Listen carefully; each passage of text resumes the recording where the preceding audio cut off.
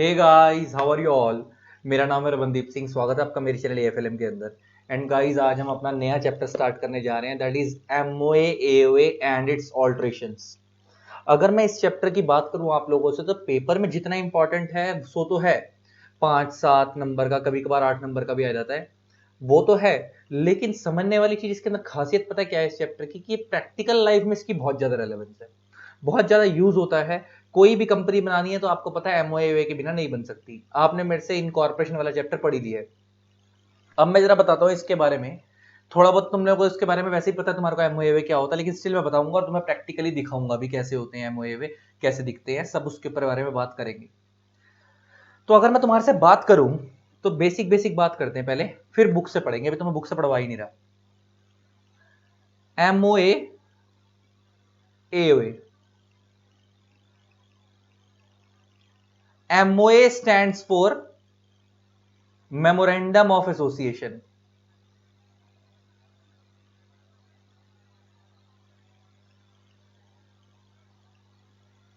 and AOA stands for Articles of Association. AOA stands for Articles of Association. MOA क्या है? Memorandum of association. AOA क्या है? Articles of association. अगर मैं तुम्हारे से लॉ मेकर के अकॉर्डिंग MOA AOA की डेफिनेशन की बात करूं तो बड़ी खतरनाक है तुम हंसोगे, तो मैं थोड़ा सा पढ़ाता हूं, मैं वापिस समझाऊंगा। सेक्शन 2 क्लॉज 56 में मेमोरेंडम ऑफ एसोसिएशन डिफाइन है, और वहां पे क्या लिखा है? Memorandum means memorandum of association of a company वही वाला मतलब हो गया जैसे कंपनी की डेफिनेशन के अंदर मेरे से तुमने स्टार्टिंग वाले चैप्टर में सेक्शन 2 क्लॉज 20 में कंपनी पढ़ी थी, तो वहां पे तुमने क्या पढ़ा था? Company means a company, company company है which is incorporated under companies act 2013 or under any previous law relating to companies. वहां पे ऐसी डेफिनेशन पढ़ी थी। सेम यहाँ पे जब तुम मेमोरेंडम की डेफिनेशन पढ़ रहे हो तो यहाँ पे भी क्या बोल रहा है? Memorandum means memorandum of association of a company. तो मेमोरेंडम क्या है? मेमोरेंडम है। सेम आर्टिकल में पढ़ोगे तो आर्टिकल में भी लिखा article means article of association of a company. मैं समझाना क्या चाह रहा हूं कि लॉ मेकर जब भी डेफिनेशन बनाता है कोई, तो वो आपको पढ़ाने के लिए नहीं बनाता। लॉ मेकर डेफिनेशन इंडस्ट्री चलाने के लिए बताता है। लॉ मेकर इस हिसाब से डेफिनेशन नहीं बनाता कि आपको डेफिनेशन पढ़ के उन चीजों का, शब्दों का मतलब समझ आने लगे। वो शब्दों का मतलब तो आपको ऑथर्स, अलग अलग ऑथर्स समझाते हैं, टीचर समझाते हैं क्या होता है क्या नहीं होता। लॉ मेकर क्योंकि टीचिंग के पॉइंट ऑफ व्यू से नहीं देखता, लॉ मेकिंग बच्चे के पॉइंट ऑफ व्यू से देखता, लॉ मेकर ये देखता है कि कंट्री कैसे चलाई जाएगी।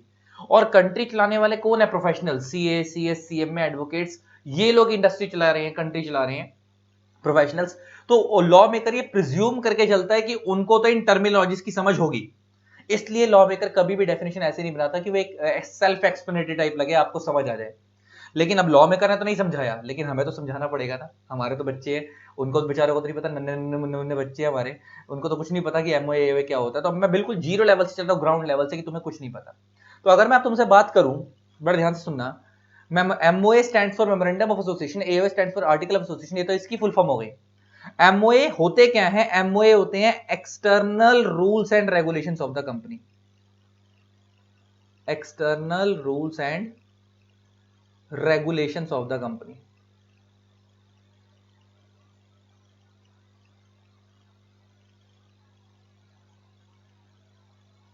External rules and regulations of the company.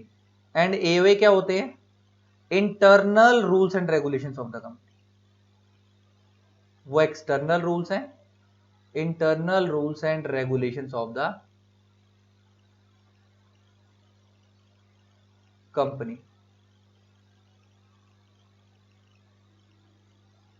तो एमओए क्या है? External rules and regulations. AOA क्या है? Internal rules and regulations. ये बात समझ आती है? अब आगे बढ़ते हैं। समझने वाली चीज क्या है? आपने एमओए का मतलब समझ लिया, आपने एओए का मतलब समझ लिया कि ये एक्सटर्नल रूल्स हैं, इंटरनल रूल्स हैं। एग्जांपल में अगर मैं इसके बात करूं, एक्सटर्नल रूल्स में क्या होता है? एग्जांपल, कंपनी का नाम क्या होगा, कंपनी का नेम क्या होगा, कंपनी का नाम क्या होगा, कंपनी का काम क्या होगा, मतलब कंपनी का काम का मतलब हो गया ऑब्जेक्ट क्या होगा। नेक्स्ट, कंपनी का कैपिटल कितनी होगी, कंपनी के अंदर मेंबर्स की लाइबिलिटी कितनी होगी। ये सब कहां लिखा होता है? एमओए में। ये सब कहां लिखा होता है? एमओए में। अब कंपनी चलेगी कैसे, ये सब कहां लिखा होता है? एओए में। जैसे एग्जांपल, एक साल में बोर्ड मीटिंग कितनी होंगी, number of board meetings, number of board meetings to be held in year. ये बीएमएस समझ आ गया ना, number of board meetings to be held in year. एक साल में बोर्ड मीटिंग कितनी होंगी? वैसे तो लॉ ने बता रखा है 4, लेकिन अगर तुम आर्टिकल एक्ट में लिखा हुआ 4 मिनिमम, लेकिन अगर तुम आर्टिकल्स में ज्यादा लिखना चाहो उसके अकॉर्डिंग तो तुम कर सकते हो। अच्छा, बोर्ड मीटिंग कैसे होंगी, है ना? अगर आप किसी मेंबर को निकालना चाहते हो कंपनी से, या आप किसी डायरेक्टर को निकालना चाहते हो, तो डायरेक्टर को हटाने के लिए आप कोई अलग से नॉर्म बताना चाहते हो तो वो यहां डाल सकते हो, है ना? इसके अलावा आप कंपनी के अंदर अगर सपोज कोई बंदा पैसे नहीं देता, कोई एम्प्लॉई, कोई शेयर होल्डर ने अगर शेयर खरीद रखे हैं और अगर वो पार्टली पेमेंट करता है, सपोज कंपनी ने फर्स्ट कॉल सेकंड कॉल मंगाई और उसने वो पे कर दी और बाकी की वो रिमेनिंग कॉल पे नहीं कर रहा और कंपनी उसके शेयर फोरफिट करना चाहती है, तो किस तरीके से करेगी? वो सब कहां लिखा है? एओए में। तो मतलब आर्टिकल्स क्या है, आप किस तरीके से कंपनी की इंटरनल फंक्शनिंग को चलाना चाहते हो वो सब कहां लिखा है? एओए में। तो कंपनी का नाम क्या होगा, काम क्या होगा, ऑब्जेक्ट क्या होगा, ये सब कहां लिखा हुआ है? एमओए में। कंपनी चलेगी कैसे इंटरनली, ये सब कहां लिखा हुआ है? एओए में। एक चीज और, तुम्हें एक चीज और समझाने वाली है, वो क्या है? एक चीज कही जाती है, तुम लोग पहले मेरे को ना इसको लिंक, अभी ना इसको मत लिंक करो, पहले मैं एक चीज समझाता हूं। एक चीज कही जाती है कि मेमोरेंडम ऑफ एसोसिएशन को हम बोलते हैं it is a constitution of a company. MOA क्या है? कॉन्स्टिट्यूशन ऑफ अ कंपनी है। एमओए का एक दूसरा नाम भी कहा जाता है कॉन्स्टिट्यूशन ऑफ अ कंपनी। अच्छा, कॉन्स्टिट्यूशन अगर तुमसे कोई नॉर्मली पूछ ले what do you mean by constitution, तो तुम क्या बोलते हो? संविधान, भारत का संविधान। आपको पता है कि इंडिया का जो ये वो वाला कॉन्स्टिट्यूशन नहीं है, ये एमओए, इसको मत करना, मैं तुम्हें लिंक कर रहा हूं एक चीज को। अगर तुमसे कोई नॉर्मली पूछ ले कि what do you mean by constitution, तो तुम लोग ना हिंदी मतलब बताते हो संविधान। मतलब ना तुमसे अगर सोचने वाली चीज है, तुमसे कोई पूछ ले कि कॉन्स्टिट्यूशन क्या होता है, तो तुम ये बता, तुम उसको उसका मतलब नहीं बता रहे हो, तुम उसकी हिंदी बता रहे हो, है ना? तुमसे किसी ने पूछ लिया कि भाई फ्रेंड कौन होता है, तुम बोलोगे दोस्त, है ना? तो मतलब तुम उसका मतलब नहीं समझा रहे, तुम उसकी हिंदी समझा रहे हो। तुमसे कोई बोलेगा कि मनी क्या होती है, तुम बोलोगे पैसा। मगर तुम्हें बोलना क्या चाहिए? मनी क्या है? It is a currency. India के हिसाब से बात करें तो मनी क्या है? It is a currency which is issued by RBI, तो हम उसे मनी बोलेंगे। इसका मतलब सेम, जब तुमसे कोई पूछे कि व्हाट इज कॉन्स्टिट्यूशन, तो तुम लोग हिंदी में बोल देते हो संविधान। लेकिन दिक्कत यह है कि हम लोग ना कभी भी उस चीज का मतलब नहीं बताते, हम हिंदी बता देते हैं। तो कॉन्स्टिट्यूशन अगर तुमसे कोई पूछे तो बेसिकली वो क्या है? It is a fundamental document. It is a fundamental document which shows path, which shows path. It is a fundamental document which shows path. एक फंडामेंटल मीन सुप्रीम, सबसे ऊपर ये है, कौन सबसे ऊपर? भारत का संविधान है, इससे ऊपर कुछ नहीं। और आपको पता है कॉन्स्टिट्यूशन किसने बनाया था? Doctor B are Ambedkar ji ने। और बेसिकली वो बनाया भी नहीं गया था, वो डिफरेंट डिफरेंट कंट्री से अडॉप्ट किया गया था। उस टाइम पे जो जितने फ्रीडम फाइटर्स हुआ करते थे, मेनली जो बी आर अम्बेडकर जी के साथ और भी बड़े सारे फ्रीडम फाइटर्स थे, तो इन्होंने डिफरेंट डिफरेंट कंट्रीज के कॉन्स्टिट्यूशन से अडॉप्ट करके अपना कॉन्स्टिट्यूशन बनाया गया था। और कॉन्स्टिट्यूशन क्या है? It is a fundamental document which shows path. एक ऐसा डॉक्यूमेंट है जो रास्ता दिखाता है कि कंट्री चलेगी कैसे, रास्ता दिखाता है कि कंट्री चलेगी कैसे। अच्छा, जो एक ऐसा डॉक्यूमेंट है जो रास्ता दिखाता है कि कंट्री चलेगी कैसे, इसीलिए हमारे इंडिया में इसका मतलब सबसे ऊपर ये है। अब जब कंट्री चलेगी कैसे, तो इसका मतलब कंट्री में लॉ कैसे बनेंगे, कौन सी चीज कैसे होगी, वो सब भी किसने बताया? इसलिए तो कॉन्स्टिट्यूशन ने ही बताया कि हमारे इंडिया में लॉ बनाने की पावर है पार्लियामेंट के पास या स्टेट लेजिस्लेचर के पास। पार्लियामेंट के पास या स्टेट लेजिस्लेचर के पास। ये तो तुम्हारे को मैंने स्टार्टिंग में बता दिया था, सबसे स्टार्टिंग में। जो लॉ पूरे इंडिया पे लगते हैं, ऑल ओवर इंडिया पे, उनको पार्लियामेंट बनाती है। Example companies act, income tax act, ये सब इंडिया पे लग रहे हैं। और जो law state to state vary करते हैं, उनको स्टेट लेजिस्लेचर बनाती है। एग्जाम्पल ट्रैफिक कंट्रोल एक्ट, हर स्टेट का अपना ट्रैफिक कंट्रोल एक्ट है जो ट्रैफिक को कंट्रोल करने के लिए बने हुए हैं। प्रॉपर्टी के लॉज हर स्टेट के अपने बने हुए हैं। तो इसका मतलब पार्लियामेंट और स्टेट लेजिस्लेचर क्या है? लॉ मेकिंग बॉडी है। इनको लॉ बनाने की पावर कहां से दी है? कॉन्स्टिट्यूशन ने। तुमने पढ़ा था ना कॉन्स्टिट्यूशन का शेड्यूल 7, उसमें 3 लिस्ट है, लिस्ट 1, लिस्ट 2, लिस्ट 3। लिस्ट 1 में पार्लियामेंट लॉ बनाती है, लिस्ट 2 में स्टेट लेजिस्लेचर लॉ बनाती है, लिस्ट 3 में दोनों मिलकर बनाते हैं, है ना? ये स्टार्टिंग में बताया था। तो पार्लियामेंट और स्टेट लेजिस्लेचर ने बनाया एक्ट। अब मैं समझा के ना, बड़े ध्यान से सुनना। सबसे ऊपर कॉन्स्टिट्यूशन, कॉन्स्टिट्यूशन ने पार्लियामेंट और स्टेट लेजिस्लेचर को पावर दी एक्ट बनाने की। और एक्ट ने नीचे सेंट्रल गवर्नमेंट को या स्टेट गवर्नमेंट को पावर दी रूल्स बनाने की। तो एक्ट के अंदर तो क्या होते हैं? सेक्शंस। लेकिन उससे रिलेटेड रूल्स कहां पे होते हैं? सेक्शंस किसने बनाए? पार्लियामेंट ने। लेकिन उससे रिलेटेड रूल्स किसने बनाए? सेंट्रल गवर्नमेंट, स्टेट गवर्नमेंट ने। मैं समझाना क्या चाह रहा हूं कि अगर सबसे ऊपर कॉन्स्टिट्यूशन है, क्योंकि कॉन्स्टिट्यूशन ने पार्लियामेंट को पावर दी है, तो अगर कल को एक्ट में और कॉन्स्टिट्यूशन में कोई भी कंफ्लिक्ट होगा, तो कॉन्स्टिट्यूशन प्रिवेल करेगा। कॉन्स्टिट्यूशन प्रिवेल करेगा। मतलब कॉन्स्टिट्यूशन की बात मानी जाएगी, एक्ट की बात नहीं मानी जाएगी। मतलब एग्जांपल लेके बात करें, आपको पता है सपोज कंपनी ने, सपोज अगर पार्लियामेंट ने कोई ऐसा लॉ बनाया, वो लॉ वो जो सेक्शन है वो किसी फंडामेंटल राइट के अगेंस्ट जा रहा है। मतलब सपोज मान लो एग्जांपल लेके बात करते हैं, पार्लियामेंट किसी एक्ट, कोई इंडिया में ऐसा एक्ट बन गया जो ये बोलता है कि कंपनी का कोई भी एम्प्लॉय अगर उसको कोई भी दिक्कत है तो वो अपने एम्प्लॉयर को बताएगा नहीं। सपोज ऐसा लॉ बन जाए, मान लो कोई ऐसा लॉ बन जाए कि कंपनीज के अंदर कोई भी एम्प्लॉय को अगर कोई भी दिक्कत है तो वो अपने एम्प्लॉयर से तो वो उसके अगेंस्ट कंप्लेंट नहीं कर सकता, वो उसके अगेंस्ट कंप्लेंट नहीं कर सकता, उसको कोई दिक्कत है तो वो उसके अगेंस्ट बोल नहीं सकता। इसका मतलब हम उसका राइट छीन रहे हैं। कौन सा? Right to freedom, right to speech. हम उसका फ्रीडम का अधिकार छीन रहे हैं, उसका स्पीच का अधिकार छीन रहे हैं, उसको जो बोलने का अधिकार हम उसका छीन रहे हैं, उसको फ्रीली जो केस करने का अधिकार है हम उसका वो छीन रहे हैं कि अगर एम्प्लॉय को कोई दिक्कत है वो केस नहीं करेगा, मतलब चुपचाप सहता रहेगा वो? नहीं। अगर ऐसा कोई सेक्शन बन जाएगा तो इसका मतलब वो कॉन्स्टिट्यूशन के अगेंस्ट जा रहा है, तो वो ऑटोमेटिक सेक्शन वॉइड मान लिया जाएगा। ऑटोमेटिक सेक्शन वॉइड मान लिया जाएगा, मतलब कॉन्स्टिट्यूशन प्रिवेल कर जाएगा। तो ले देके अगर एक्ट में और कॉन्स्टिट्यूशन में, भारत के संविधान में और पार्लियामेंट के किसी एक्ट में या स्टेट लेजिस्लेचर के किसी एक्ट में कोई भी कंफ्लिक्ट होगा तो कॉन्स्टिट्यूशन प्रिवेल करेगा। सेम अगर एक्ट में और रूल में, अगर एक्ट के किसी सेक्शन में और सेंट्रल गवर्नमेंट स्टेट गवर्नमेंट जो रूल बनाए हैं, अगर सेक्शन में और रूल में कोई कंफ्लिक्ट होगा, कंफ्लिक्ट का मतलब क्या होता है? दुविधा, कोई दुविधा पैदा होगी तो सेक्शन की बात मानी जाएगी, रूल की बात नहीं मानी जाएगी। रूल की बात नहीं मानी जाएगी। क्यों? पापा पापा होते हैं, पापा पापा होते हैं। इसका मतलब पापा पापा होते हैं मतलब क्या? सबसे ऊपर पापा कौन है? कॉन्स्टिट्यूशन। उनका बेटा कौन है? पार्लियामेंट। कॉन्स्टिट्यूशन ने जो पावर दी पार्लियामेंट को लॉ बनाने की, तो अगर पार्लियामेंट के एक्ट में और कॉन्स्टिट्यूशन में कोई कंफ्लिक्ट होगा तो कॉन्स्टिट्यूशन प्रिवेल करेगा। फिर पार्लियामेंट ने आके सेंट्रल गवर्नमेंट को पावर दी रूल बनाने की, तो अगर सेंट्रल गवर्नमेंट के लॉ में या स्टेट गवर्नमेंट के लॉ में और पार्लियामेंट के एक्ट में या स्टेट लेजिस्लेचर के एक्ट में कंफ्लिक्ट होगा तो एक्ट प्रिवेल करेगा रूल के ऊपर। एक्ट की बात मानी जाएगी, रूल की बात नहीं मानी जाएगी अगर कंफ्लिक्ट होगा तो। अब मैं समझाना क्या चाह रहा हूं, अब यहां पे लिंक करो। अभी मैंने तुम्हें बताया कॉन्स्टिट्यूशन से, मैंने तुम्हें लिंक कर दिया। अभी मैंने तुम्हारा किससे लिंक कर दिया? कॉन्स्टिट्यूशन से।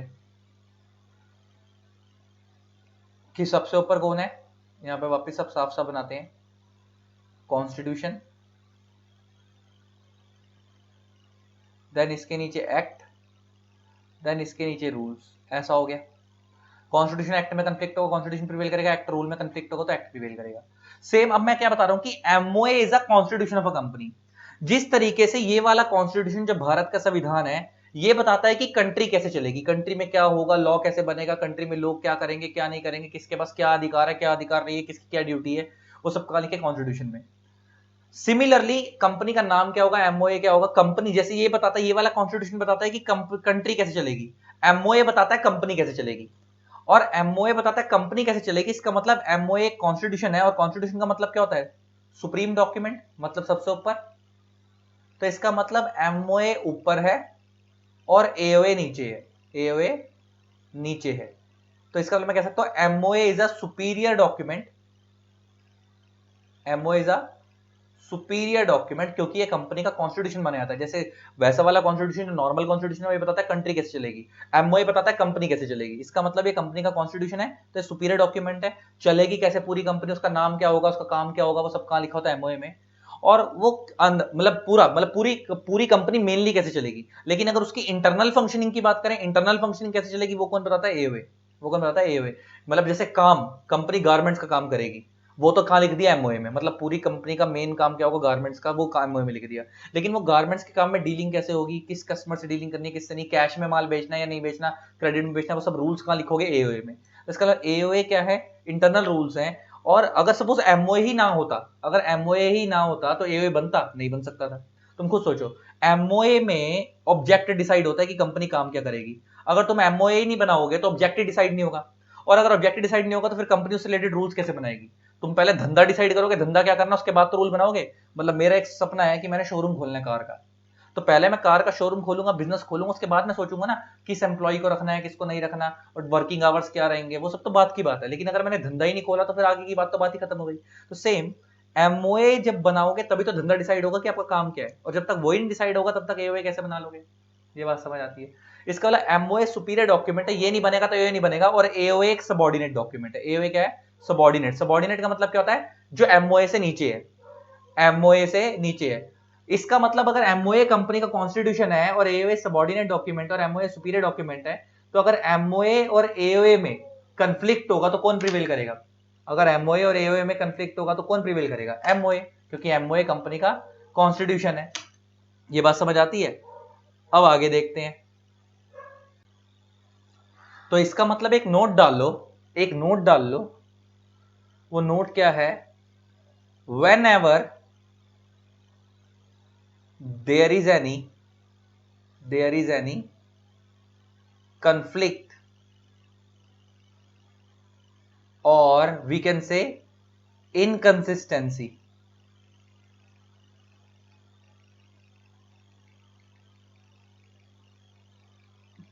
arises between MOA and AOA,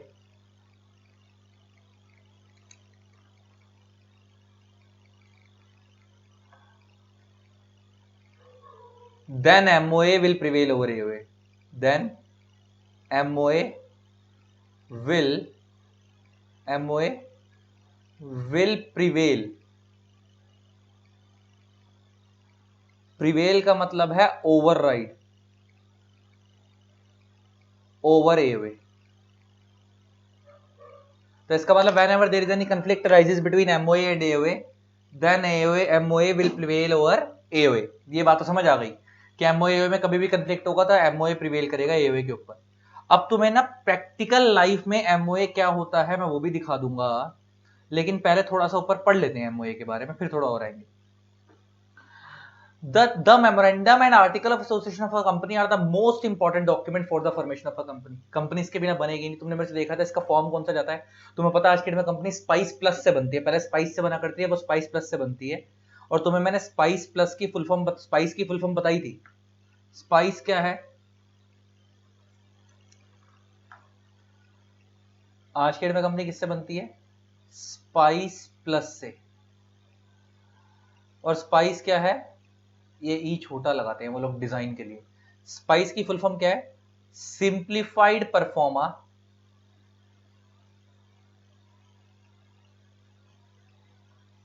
for incorporating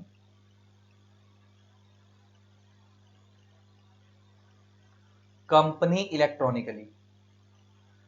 simplified pro forma for incorporating company electronically. तो आज की डेट के अंदर तो कंपनी किससे बनती है? स्पाइस प्लस से बनती है, तुम्हें पता ही है। और मैंने तुम्हें बताया था इसमें 3 फॉर्म होते हैं, 4 फॉर्म होते हैं basically. INC 32, INC 33, INC 34 mainly जो जाते हैं, INC 35 और एक INC 9 भी जाता है, जो पहले नहीं जाता था, वापस से अबॉलिश कर दिया था, फिर वापस लॉन्च कर दिया। INC 32 कंपनी के रजिस्ट्रेशन का मेन फॉर्म है, तो ये रजिस्ट्रेशन का मेन फॉर्म है। INC 33 अब ये spice simplified pro forma for incorporating company electronically spice की फॉर्म है, मगर अब स्पाइस प्लस हो गया, मतलब कुछ फीचर्स एक्स्ट्रा ऐड कर दिए, इससे स्पाइस प्लस हो गया। INC 33 MOA का फॉर्म है, INC 34 AOA का फॉर्म है, INC 35 एजाइल प्रो का फॉर्म है। एजाइल प्रो तुम लोगों ने अगर मेरे से वो वाला चैप्टर भी, तुम इस चैप्टर को हो सकता है MOA को पहले देख रहे हो, इनकॉर्पोरेशन वाले को बाद में देख रहे हो, तो पहले आप एक काम करना, इनकॉर्पोरेशन वाले को पहले देख लेना, तो ये चीजें समझने में ज्यादा क्लियरिटी आ जाएगी। आप इस चैप्टर से को अगर आपने खोल लिया तो इससे पहले इनकॉर्पोरेशन वाला चैप्टर देख लेना कि कंपनी इनकॉर्पोरेट कैसे होती है, तो ज्यादा क्लियरिटी आ जाएगी। और INC 9 होता है डेक्लेरेशन, जिसमें वो लोग मेंबर लोग डेक्लेरेशन देते हैं, डायरेक्टर लोग जो कंपनी बना रहे हैं, मेंबर लोग, कि हमने कंपनी बनाते वक्त लोग कोई भी लॉ वायलेट नहीं करा है।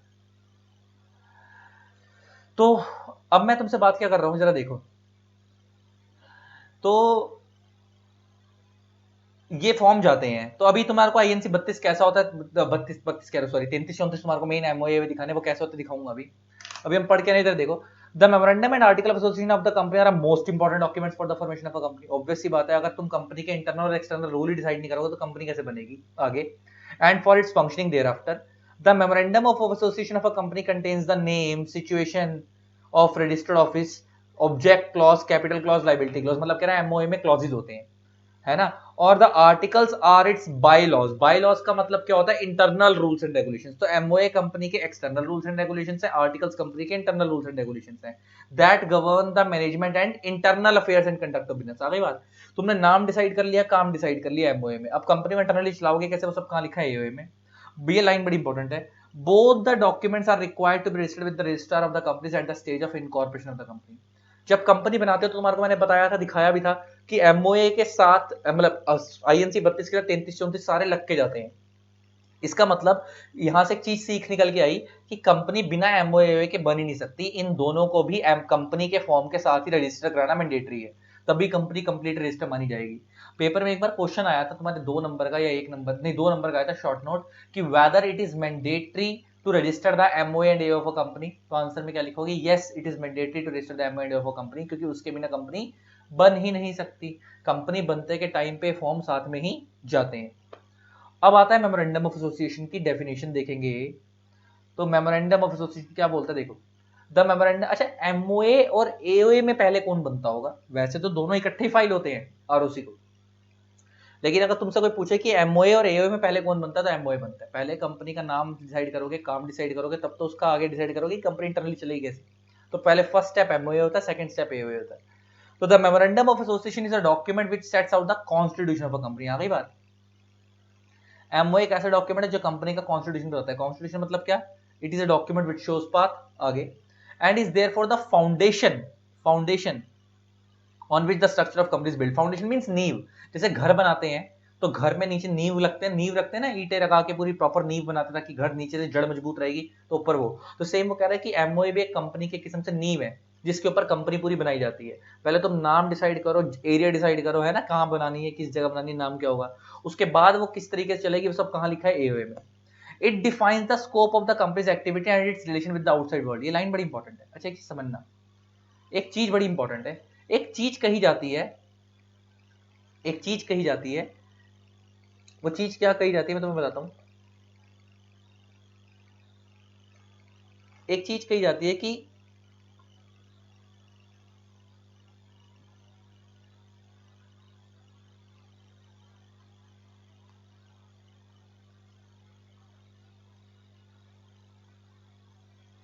एक मिनट रुको।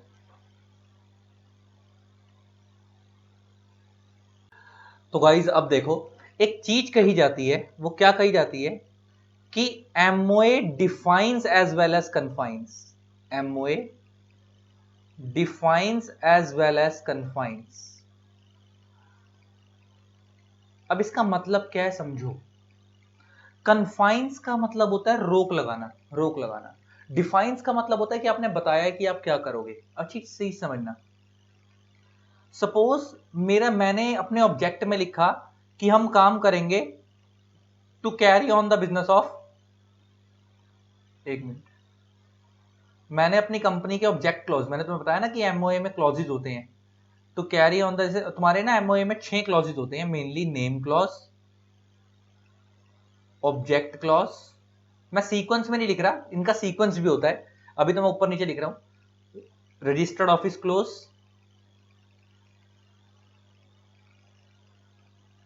क्लॉज, ये हो गया 1, this is 2, this is 3, capital clause,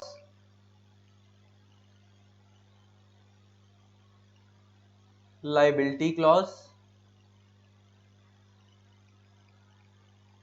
subscription clause. MOA में ना 6 क्लॉजेज होते हैं मेनली। ओपीसी एक 1% कंपनी के केस में 7 होते हैं, वो एक अलग एक्स्ट्रा होता है वहां पे, लेकिन नॉर्मली 6 होते हैं। मैं जरा उसका भी लिख ही देता हूं साथ में, रुक जाओ।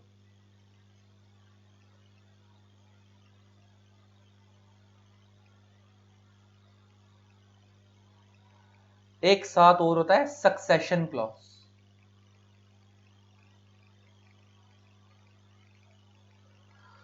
सक्सेशन क्लॉज, ये सक्सेशन क्लॉज क्या होता है अगर मैं तुम्हारे को बताऊं, तो सक्सेशन क्लॉज के अंदर आता है आपका, ये पहले तो लिख लो ब्रैकेट में, only in case of OPC, पहले तो ये लिख लो। सक्सेशन क्लॉज में क्या आता है, देखो पहले नेम क्लॉज में कंपनी का नाम बताते हैं, मान लो XYZ लिमिटेड या ABC प्राइवेट लिमिटेड, जो भी है। ऑब्जेक्ट क्लॉज में कंपनी का बिजनेस। रजिस्टर्ड ऑफिस क्लॉज में स्टेट बताते हैं कि स्टेट में कंपनी का registered office situated, example Delhi में, मुंबई में, पंजाब में वगैरह, स्टेट का नाम। कैपिटल क्लॉज में कंपनी की ऑथराइज कैपिटल बताते हैं। क्या बताते हैं? ऑथराइज कैपिटल, 10 लाख 20 लाख कितनी है, जो भी। लाइबिलिटी क्लॉज में ये बताते हैं कि कंपनी की लाइबिलिटी, मेंबर्स की लाइबिलिटी लिमिटेड बाय शेयर है, लिमिटेड बाय गारंटी है, ये बताते हैं। सब्सक्रिप्शन क्लॉज में ये बताते हैं, सब्सक्रिप्शन क्लॉज में बताते हैं सब्सक्राइबर्स का नाम। सब्सक्राइबर्स कौन होते हैं? मान लो अगर एक्स प्राइवेट लिमिटेड, दो बंदे मिलकर, आपको पता है प्राइवेट कंपनी बनाने के लिए दो बंदे चाहिए होते हैं। मान लो दो बंदे बनाई, ए और बी ने मिलकर बनाई, तो जो दो लोग स्टार्टिंग में उस कंपनी को बना रहे हैं उन्हें हम बोलते हैं सब्सक्राइबर्स। इन्हें हम क्या बोलते हैं? सब्सक्राइबर्स। और इनका ना एमओए में नाम आता है, नाम के आगे इनके नंबर ऑफ शेयर्स होते हैं कि देखो दो बना रहे हैं तो शेयर्स भी लेंगे। तो मान लो अगर इन्होंने कंपनी में 10,000 शेयर से कंपनी बनाई, 10,000 शेयर रखे इन्होंने कंपनी के अंदर, तो 5,000 शेयर मान लो इसने ले लिए, 5,000 शेयर मान लो इसने ले लिए, और 5,000 शेयर मान लो इसने ले लिए। तो मान लो अगर कंपनी के 10,000 शेयर है तो वह ऐसे लिखा जाएगा, पहले 1 और 2 सीक्वेंस हो गया, इधर बंदे का नाम आ जाएगा ए और बी, नाम के आगे इनके शेयर्स आ जाएंगे। मान लो इसने लिए 5,000 इक्विटी शेयर्स, इसने लिए 5,000 इक्विटी शेयर्स, उसका अमाउंट आ जाएगा और लास्ट में उनके सिग्नेचर आ जाएंगे। लास्ट में क्या आ जाएंगे? साइन। जैसे मान लो ए ने करे तो साइन ये, बी ने करे तो साइन ये, तो इनके साइन आ गए। इसको हम बोलते हैं सब्सक्रिप्शन क्लॉज। सब्सक्रिप्शन क्लॉज का मतलब जिन जिन शेयर होल्डर ने कंपनी बनाई है उन्होंने शेयर्स को सब्सक्राइब कर लिया स्टार्टिंग में ही कंपनी बनते के टाइम पे। और लास्ट आता है सक्सेशन क्लॉज। सक्सेशन क्लॉज का मतलब तुम्हें पता है कि ओपीसी को बनाने वाला खाली एक ही बंदा होता है और एक ही मेंबर होता है उसका। कल को अगर वो मर गया तो उसके मरने के बाद उस कंपनी को कौन चलाएगा उसे हम बोलते हैं नॉमिनी। तो उस नॉमिनी की डिटेल यहाँ पे आती है, उस नॉमिनी की डिटेल यहाँ पे आती है, इसलिए इसका नाम है सक्सेशन। सक्सेशन क्लॉज मतलब सक्सेशन वर्ड बना सक्सेसर से। सक्सेसर का मतलब होता है उत्तराधिकारी। उत्तराधिकारी मींस फैमिली मेंबर्स की, कल को अगर मैं मर गया तो मेरे बाद कोई आगे वाला बंदा उत्तराधिकारी कौन आएगा, इस कंपनी को कौन चलाएगा। तो ऐसे हो गया। तो name, object, registered office, capital, liability, subscription. अच्छा एक चीज और, जब मैंने बोला सक्सेशन क्लॉज और succession means family member, successor means family member, तो ये नहीं कि सक्सेसर में खाली यहाँ पे नॉमिनी खाली फैमिली मेंबर ही बनेंगे। वो ना के देने का नाम इन्होंने सक्सेशन क्लॉज दे दिया, लेकिन आप इसके अंदर आउटसाइडर को भी अगर अपना नॉमिनी बनाना चाहता है कोई बंदा, मान लो मैं हूं और मैं बोलता हूँ कि मेरे मरने के बाद मेरा नॉमिनी मेरा दोस्त बनेगा, तो मेरा फैमिली मेंबर तो नहीं है लेकिन स्टिल वो नॉमिनी बन सकता है। तो यहाँ पे बेसिकली आप ऐसे समझो कि यहाँ पे किसकी डिटेल आती है? नॉमिनी की डिटेल आती है। तो ये 7 नॉर्मली 6 क्लॉज होते हैं, ओपीसी के केस में ये वाला क्लॉज एक्स्ट्रा होता है। तो एक चीज कही जाती है, मैं क्या कह रहा था, MOA defines as well as confines. Defines as well as confines का मतलब क्या आप समझो, जैसे सपोज मैंने एमओए में डिफाइन कर दिया ऑब्जेक्ट क्लॉज के अंदर कि मेरा काम रहेगा to carry on the business of readymade garment, to carry on the business of readymade garments. कि अगर मैंने एमओए में डिफाइन कर दिया कि मेरा काम क्या रहेगा, to carry on the business of readymade garments, तो इसका मतलब मैंने लिख दिया ना कि मैं रेडीमेड गारमेंट करूंगा। अब मान लो कि मेरे कपड़े नहीं बिक रहे, मान लो मेरा ऑफ सीजन आ गया, कपड़े नहीं बिक रहे, मैं बड़ा परेशान हूं। अब मैं बड़ा परेशान हूं, अब मैं सोचता हूँ कि यार मैं, और मान लो मैं पेशे से खानदानी हलवाई हूँ, मेरे पापा भी हलवाई थे, मेरे दादा भी हलवाई थे, और मैं जलेबियां बहुत अच्छी बनाता हूँ मान लो। अब मान लो कि जनवरी फरवरी मार्च के अंदर मेरे कपड़े बहुत अच्छे बिक रहे थे, एकदम से ऑफ सीजन आ गया, अप्रैल में थोड़े कम सेल हुई, मार्च में, अप्रैल के बाद मई में थोड़ी और कम हुई, जून में सेल ही नहीं हो रही कपड़ों की। अब मैं खाली बैठा हूँ अपनी कंपनी के अंदर, सोच रहा हूँ यार करूँ क्या। फिर मेरे दिमाग में आता है कि यार मेरे पापा लोग जलेबी बेचते थे, एक काम करता हूँ हम इस कंपनी में जलेबी का काम करते हैं, 5-6 महीने जब तक ऑफ सीजन चल रहा है तब तक जलेबी बेचते हैं। क्या ऐसा कर सकते हैं? नहीं, नहीं, बिल्कुल भी नहीं। क्यों?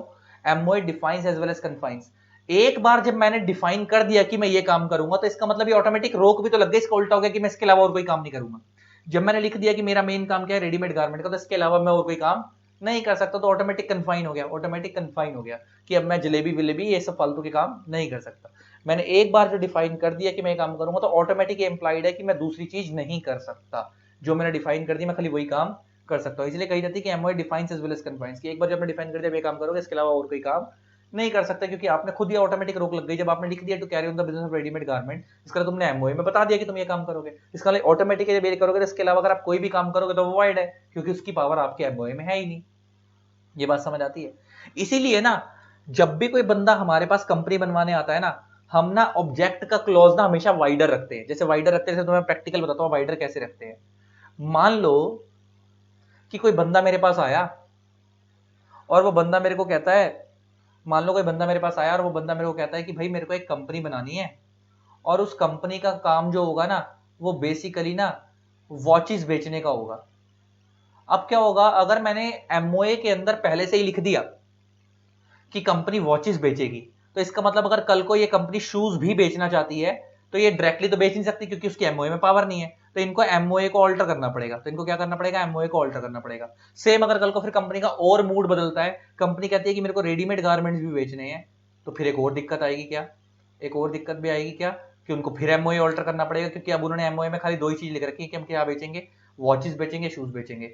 अब तुम रेडीमेड गारमेंट को भी ऐड करना चाहते हो, तुम्हें फिर एमओए ऑल्टर करना पड़ेगा, फिर एमओए में चेंजेस करने पड़ेंगे, और वो पूरा प्रोसेस होता है, वो थोड़ा लंबा प्रोसेस होता है। तो इससे बेटर है ना कि जब तुम कंपनी बनाओ तो मैं पहले से ही कंपनी का जब ऑब्जेक्ट बनाऊंगा तो मैं ऑब्जेक्ट में लिख दूंगा कि कंपनी डील करेगी to deal in lifestyle products. Company का मेन काम क्या होगा, to deal in lifestyle products. और जब मैं बोलूं लाइफस्टाइल प्रोडक्ट्स तो इसके आगे हम लिख देंगे, इसके आगे हम लिख देंगे विज। लाइफस्टाइल प्रोडक्ट्स के अंदर विज में क्या क्या आ गया, वॉचेस, शूज, गारमेंट्स एटसेट्रा। अच्छा, ये लिखने से फायदा क्या हो गया कि जब मैंने एक बार ऐसा लिख दिया तो इसका मतलब अब मैं कल को वह वॉचेस, अभी भले ही मैं अभी वॉचेस बेच रहा हूं, लेकिन कल को अगर मेरा शूज बेचने का मूड बनता है इस कंपनी के अंदर तो मेरे को एमओए को ऑल्टर नहीं करना पड़ेगा क्योंकि शूज की पावर ऑलरेडी उसके अंदर है। सेम अगर कल को मेरा पैसा और पैसा आता है और मैं सोचता हूं कि कपड़े भी बेच, तो मेरे को एमओए को ऑल्टर नहीं करना पड़ेगा, मेरे पास ऑलरेडी ये पावर है। तो मैं समझाना ये चाह रहा था कि जब भी जो समझदार प्रोफेशनल होता है, कोई भी सीए सीएम में जिसके पास क्लाइंट कंपनी बनवाने आ रहा है, तो समझदार प्रोफेशनल की निशानी होती है कि वो ऑब्जेक्ट क्लॉज हमेशा वाइडर रखे। ऑब्जेक्ट क्लॉज हमेशा क्या रखे, वाइडर रखे, कि सामने वाले क्लाइंट को कभी कोई दिक्कत ही ना आए। तुम इस तरीके से पहले ही बनाकर चलो कि तो ज्यादा मैक्सिमम अपने हिसाब से, अगर वो बिल्कुल ही कोई डिफरेंट ऑब्जेक्ट करना चाहते हो तो बात अलग है, अदरवाइज तुम मैक्सिमम आप हिसाब से अपने इतना बढ़िया एमओए ड्राफ्ट करो कि उसको बार बार एमओए की ऑल्ट्रेशन करानी ना पड़े, बहुत कम बार करवानी पड़े, वो बच जाए। सेम अगर सपोज मान लो कोई बंदा मेरे पास आता है कि मेरे को एसी का काम स्टार्ट करना है, तो मेरी एक कंपनी बना दो वाई लिमिटेड, और मेरा मेन काम है एसी बेचना, एयर कंडीशनर बेचना। अब सपोज मैंने इसकी एसी की कंपनी बना दी, अब सपोज कल को ये फ्रिज बेचना चाहता है, तो इसको क्या करना पड़ेगा, एमओए को ऑल्टर करना पड़ेगा। अब मान लो कल को टीवी भी बेचना चाहता है तो इसको एमओए को ऑल्टर करना पड़ेगा। लेकिन क्यों ना अगर मैं कंपनी को पहले ही, अगर मैं इसका एमओए ऐसा बनाता और मैं उसके एमओए में लिख देता कि the main objective of this company is to deal in electronic appliances, to deal in electronic appliances and to manufacture electronic appliances, कि इस कंपनी का मेन काम क्या है, इलेक्ट्रॉनिक अप्लायंसेस में डील करना और उनको मैन्युफैक्चर करना। अगर मैं पहले से अगर एमओए इसका ऐसा एमओए ऐसा बनाता इसका ऑब्जेक्ट क्लोज, तो इलेक्ट्रॉनिक अप्लायंसेस में सब कुछ आ गया, एसी फ्रिज टीवी। तो इसका मतलब अगर इन पे अभी पैसा कम है और अभी एसी बेच रहे हैं तो बेच लें, कल को अगर इनको फ्रिज भी बेचना है तो इनको दोबारा एमओए ऑल्टर नहीं करना पड़ेगा क्योंकि उसकी पावर ऑलरेडी एमओए के अंदर है। सेम अगर कल को इनको टीवी बेचना है तो दोबारा एमओए ऑल्टर नहीं करना पड़ेगा क्योंकि उसकी पावर ऑलरेडी एमओए में है। तो इसका मतलब जो जो आप एमओए में डाल दोगे, जितना बड़ा आप एमओए रखोगे, वाइडर रखोगे, उतना ज्यादा बढ़िया रहेगा। आगे आते हैं। The first step in the formation of the company is to prepare a document called the memorandum of association. In fact the memorandum is one of the most essential prerequisite. Prerequisite means pre requirement, company बनाने की main requirement है for incorporating any form of company under the company act. और आगे तो ये बता रहा है, सेक्शन 3 की बात लिख रहा है कि दिस इज एविडेंस। सेक्शन 3 आपको पता है कि सेक्शन 3 में लिखा हुआ है कि अगर आपको कोई भी कंपनी बनानी है, तो अगर आप पब्लिक कंपनी बनानी है तो आपको कम से कम 7 या 7 से ज्यादा मेंबर चाहिए, प्राइवेट बनानी है तो 2 या 2 से ज्यादा मेंबर चाहिए, और 1% कंपनी बनानी है तो आपको कम से कम एक मेंबर चाहिए। कम से कम क्या, ओपीसी में तो एक ही मेंबर होता है, मिनिमम भी और मैक्सिमम भी। ये चीज आपने मेरे से ऑलरेडी पढ़ रखी है, कहां पे, चैप्टर उसके अंदर, टाइप्स ऑफ कंपनीज वाले चैप्टर के अंदर। अब आता है डेफिनेशन। देखो अब नीचे बता रहा है टू सब्सक्राइब मींस, सब्सक्राइब करने का मतलब क्या होता है, to subscribe means to append, append का मतलब है सिग्नेचर लगाना, वन सिग्नेचर और mark a document as on approval और अटेस्टेशन ऑफ हिज कंसेंट। जब हम बोलते हैं कि हमने इतने शेयर सब्सक्राइब करे सब्सक्रिप्शन क्लॉज के अंदर, तो इसका मतलब हमने अपने साइन लगा दिए उसके आगे और उतने शेयर हमारे अपने हो गए। अब तुम्हें एमओए प्रैक्टिकल दिखाता हूं कैसा होता है।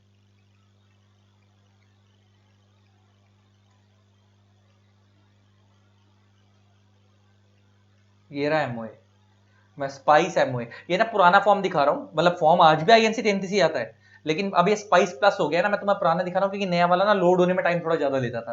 तो मैंने कहा तुम्हारे को ये लोड हो रहा है क्योंकि मिलता जुलता फॉर्मेट है, फॉर्मेट में ज्यादा फर्क नहीं है, तो मैंने कहा तुम्हें एमओए प्रैक्टिकल देखने से मतलब है कैसा होता है, तो मैं वो दिखा देता हूँ। देखो अब इसको स्टार्ट करते हैं, कैसा होता है अभी दिखाता हूँ प्रॉपर लिंक करके चीजों को। तो गाइस अब हम प्रैक्टिकल एमओए देख रहे हैं। जरा देखो यहां पे लिखा हुआ है SRN ऑफ रन। ये SRN क्या होता है, service request number of run. Run ना अब नहीं होता, अब उसकी जगह होता है स्पाइस प्लस। मैं तुम्हें समझाता हूं क्या है। तुम लोगों ने मेरे से ऑलरेडी, मैं मान के चल रहा हूँ, अगर तुमने नहीं देखा तो मैं बार बार बोल रहा हूँ, पहले देख के आना, मैंने तुम्हें वहां समझा दिया है। तुम लोगों ने मेरे से इनकॉर्पोरेशन वाला चैप्टर पढ़ लिया कि कंपनी इनकॉर्पोरेट कैसे होती है, मैं मान के चल रहा हूँ। और जब तुमने मेरे से वहां पढ़ा था, तुमने मेरे को, मैंने तुम्हें बताया था कि पहले क्या होता था कि अगर आपको कंपनी, न्यू कंपनी बनानी है और अगर आप उसके लिए नाम लेना चाहते हो, नेम लेना चाहते हो, तो वो आप नेम लेते थे रन के थ्रू। कैसे लेते थे? रन के थ्रू। रन एक फॉर्म था, reserve unique name. Reserve unique name, वो तो मैं दिखा भी देता हूं। कहां पे था? एमसीए की साइट पे।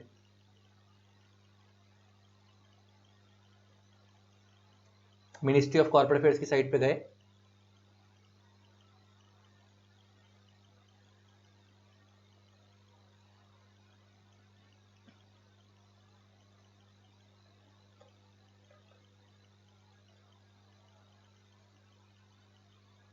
अरे मैंने फॉरगॉट कर दिया था, चलो उससे कोई फर्क नहीं पड़ता। Run run run, reserve unique name. तो उसके लिए अभी लॉगिन करने को बोला ना यहाँ पे। अभी लॉगिन आईडी मेरी क्या थी, एक मिनट रुको। लॉगिन लॉगिन लॉगिन, मेरे को याद ही नहीं अपना लॉगिन क्या था। एक मिनट रुको, चलो अब देखते हैं क्या था।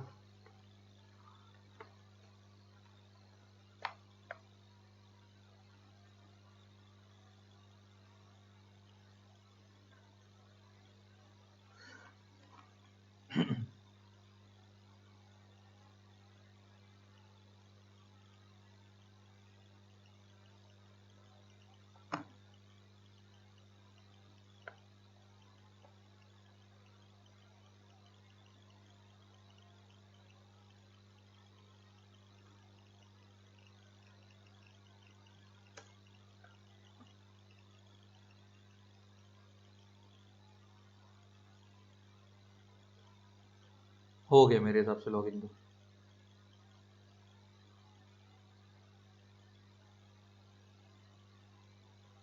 एमसीए का पोर्टल थोड़ा ढंग से नहीं चल रहा, ये रहा। ओके,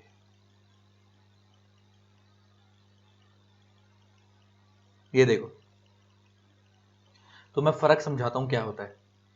पहले क्या होता था कि रिजर्व यूनिक नेम जो प्रोसेस होता था, यहाँ पे रन के थ्रू हम आए, यहाँ पे कैसे रन के थ्रू, ये रहा run reserve unique name. LLP का जब नाम लेते तब भी रन एलएलपी होता है। यहाँ पे अगर कंपनी का नाम लेते थे पहले एलएलपी में, तो एलएलपी का नाम लेने के लिए आज भी रन एलएलपी है। लेकिन कंपनी के केस में इन्होंने क्या करा है कि एक रन का फॉर्म होता था पहले। अगर कंपनी फर्स्ट टाइम बन रही है और आप उसका नाम लेना चाहते हो, तब भी आप रन के थ्रू लेते थे। अगर कंपनी ऑलरेडी बनी हुई है, उसका आप नाम चेंज करना चाहते हो, तो भी आप रन के थ्रू करते थे। अब इन्होंने क्या करा है कि अब नाम चेंज करने के लिए तो रन ही है आज भी। देखो लिखा ना, for change of name only, लेकिन लिखा गया for change of name only, कि अगर आपको कंपनी बनी हुई है नाम चेंज करना, तो अब आप रन के रूट से जाओगे। लेकिन अगर आप फर्स्ट टाइम कंपनी बना रहे हो, तो अब आपको जाना होता है स्पाइस प्लस के रूट से। कहां जा, किसके रूट से जाना होता है? स्पाइस प्लस के रूट से। तो अब आप नाम वहां से लेते हो। जरा दिखाता हूं वो खोल के। ये स्पाइस प्लस मैंने खोल दिया। यहाँ पे ये न्यू एप्लीकेशन में गए, यहाँ पे आप टाइप ऑफ कंपनी बता दो कि आपको कौन सी कंपनी बनानी है। Producer company, unlimited company, private में ओपीसी बनानी है, section 8 company, Nidhi company, new company others. New company others मतलब नॉर्मल कंपनी बनानी है तुम्हारे को, प्राइवेट या पब्लिक। तो मैंने न्यू कंपनी अदर्स कर दी। उसके बाद तुम्हें प्राइवेट बनानी है पब्लिक, मैंने प्राइवेट कर दी। उसके बाद तुमसे फर्दर कैटेगरी पूछ रहा है कि लिमिटेड बाय शेयर बनानी है, लिमिटेड बाय गारंटी, तुम्हें पता ही है अभी क्या होती है। उसके बाद वो पूछ रहा है कि तुम्हारी कंपनी कौन सी है, यूनियन गवर्नमेंट कंपनी मतलब सेंट्रल गवर्नमेंट कंपनी है, स्टेट गवर्नमेंट कंपनी है, सब्सिडरी कंपनी है किसी फॉरेन कंपनी की, या गारंटी एंड एसोसिएट कंपनी है, या नॉन गवर्नमेंट कंपनी है। तो हमारी नॉन गवर्नमेंट है, इसमें हमारी अपनी खुद की है, हम अपनी बना रहे हैं private. Main division of industrial activity code, ये कोड क्या है तो मैं बता देता हूँ। इतना बड़े सारे कोड दिए हुए हैं, इनकी गाइडलाइंस होती है, तो मैं दिखाऊंगा अलग से कभी, फिर कभी टाइम लगेगा तुम्हारे को। शायद मैंने इनकॉर्पोरेशन वाले चैप्टर में दिखाई है, अलग अलग कोड होते हैं। मान लो मैं यहाँ पे इंडस्ट्रियल एक्टिविटी कोड 74 डाल देता हूँ। 74 होता है अदर बिजनेस एक्टिविटीज का, देखो अपने आप आ गया। इसमें ना अलग कोड है, जैसे सपोज अगर मैंने 25 डाला, तो 25 है मैन्युफैक्चरिंग ऑफ रबड़ आइटम्स का। ये अलग अलग कोड है, वो डले हुए प्रॉपर लिस्ट है इनका ना। स्पाइस प्लस का एक पूरा मैनुअल है अलग से, वो डाउनलोड करना होता है। उसमें तुम्हें पता हो जाता है कि तुम कौन सा बिजनेस करना चाहते हो, उसके आगे उसका कोड लिखा हुआ है। तुम्हारा अगर बिजनेस उस कोड में आ रहा है तो ठीक है, अदरवाइज तुम 74 डाल दो। 74 अदर बिजनेस एक्टिविटी का होता है कि तुम्हारा उसमें से कोई भी नहीं आ रहा, तुम अदर बिजनेस कर रहे हो कोई। वो हो गया। ये करने के बाद समरी ऑफ द ऑब्जेक्ट, तुम क्या काम करोगे। मान लो मैं लिख देता हूं, to carry on the business of shoe manufacturing, ऐसे ही लिख दिया मैंने, एग्जांपल के लिए बता रहा हूं, सिर्फ लिख दिया। अब कह रहा है कंपनी का नाम बताओ क्या रखना है, नीचे दो नाम बताने होते हैं, और इस स्पाइस प्लस की फीस होती है 1000 रुपए। Particulars of the propose name और अप्रूव नेम। अच्छा, ये प्रपोज नेम और अप्रूव नेम क्यों बोल रहा है, इसका समझना मतलब क्या है। यहां पे ये अप्रूव नेम का चक्कर क्यों आया।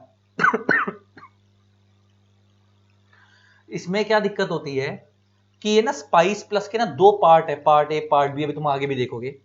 कई बार ऐसा होता है कि तुम्हारा नाम ऑलरेडी तुमने पहले पार्ट ए में यहां से अप्रूव करवा के ले लिया, अब कल को तुम्हें आगे का प्रोसेस फॉलो करना है, तो तुम्हारा वो नाम अप्रूव हो चुका है, तो तुम यहाँ पे अप्रूव नेम वाले में जगह पे डाल दोगे, बात एक ही है।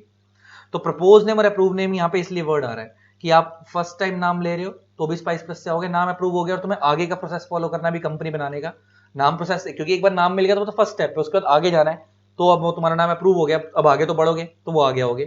तो अब यहाँ पे तुम्हारा सपोज मैं नाम रख देता हूँ कंपनी का XYZ प्राइवेट लिमिटेड, या मैं कोई यूनिक नाम रखते हैं। देखो अगर मैं सपोज कोई ऐसा नाम रखूंगा ना जो ऑलरेडी कोई कंपनी बनी हुई है, तो मेरे को वो नाम मिलेगा ही नहीं। जैसे एग्जांपल सपोज मैं रिलायंस प्राइवेट लिमिटेड रखना चाहूं, तो क्या मैं रख सकता हूं, अभी देखते हैं। अगर मैं रिलायंस प्राइवेट लिमिटेड रखना चाहूं पहला नाम, और दूसरा मैं रखना चाहूं रिलायंस जियो प्राइवेट लिमिटेड, तो क्या मेरे को ये नाम मिलेगा, अभी देखते हैं। चेक करते हैं, चेक, ऑटो चेक, नहीं मिलेगा। कह रहा है प्रपोज नाम रिलायंस लिमिटेड से सिमिलर है, तो आपको ये नाम नहीं मिलेगा। लेकिन आप कोई यूनिक नाम रखते हैं, यूनिक नाम रखते हैं जैसे माफिया प्राइवेट लिमिटेड, ठीक है, ऐसे ही रख दिया मैंने। और कोई नाम रख देते हैं, मेरा नाम रख देते हैं, जैसे रमन 123 प्राइवेट लिमिटेड, एग्जांपल लेके बात कर रहे हैं। ऑटो चेक, क्या ये नाम सिमिलर है किसी से, अब देखो ऊपर ग्रीन बना गया। जब ऊपर रेड बना आ जाता है इसका मतलब आपको वो नाम नहीं मिलेगा, क्योंकि वो नाम किसी और कंपनी के नाम से सिमिलर है।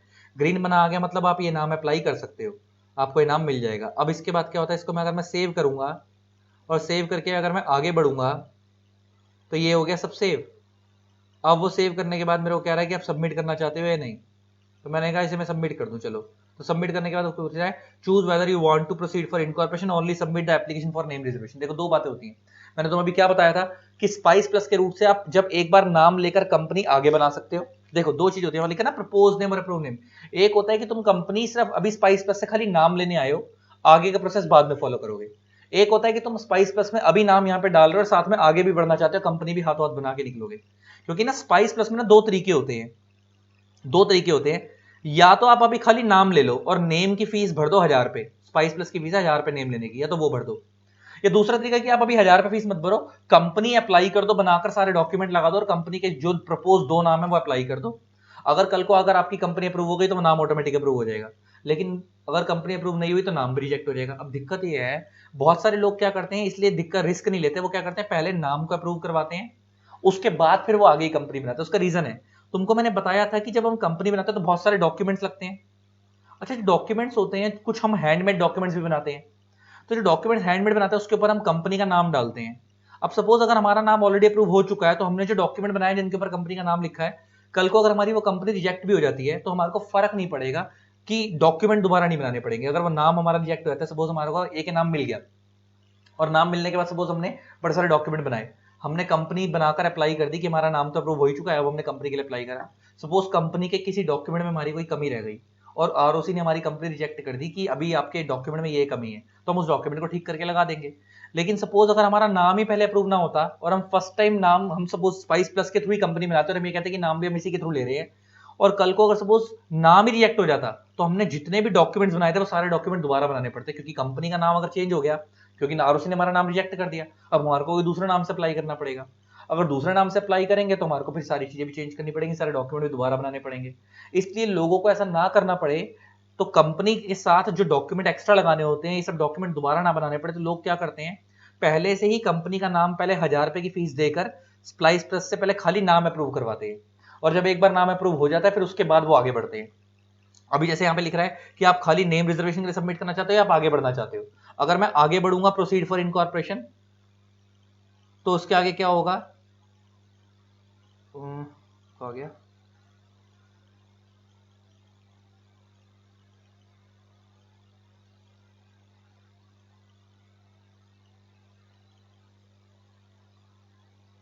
देखो आगे कहता है, अगर आप आगे बढ़ना चाहते हो तो आप खाली वन नेम प्रपोज करो।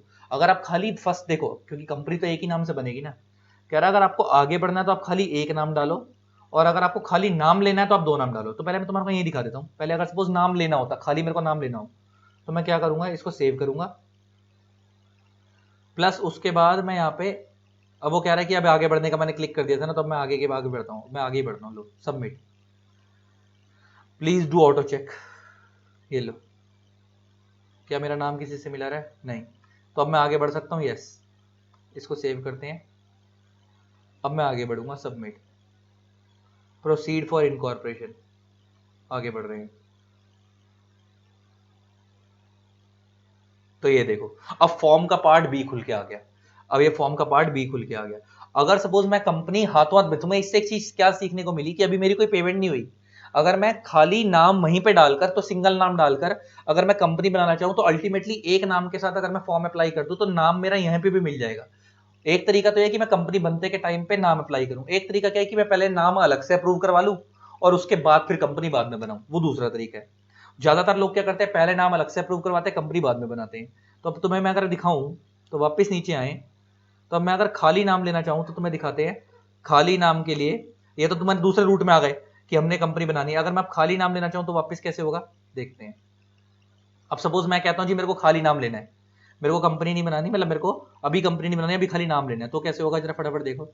न्यू कंपनी, प्राइवेट कैटेगरी में limited by shares, non government company, main division में 74 डाल देते हैं। ठीक, नेक्स्ट, टू कैरी ऑन, आपका मेन ऑब्जेक्ट क्या है, तो इसमें हमने यहाँ पे डाल दिया to carry on the business of readymade garments. ये सब चीजें मैं से तुम्हारे को मैं इनकॉर्पोरेशन वाले चैप्टर में दिखा चुका हूँ, of readymade garments.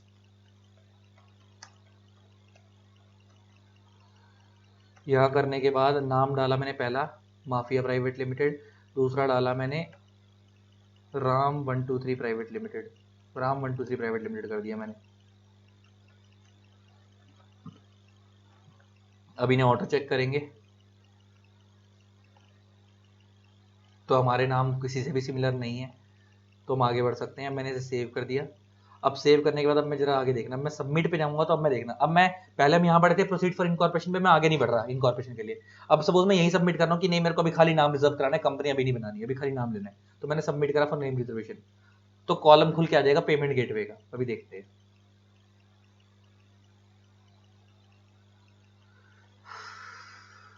Net slow चल रहा है।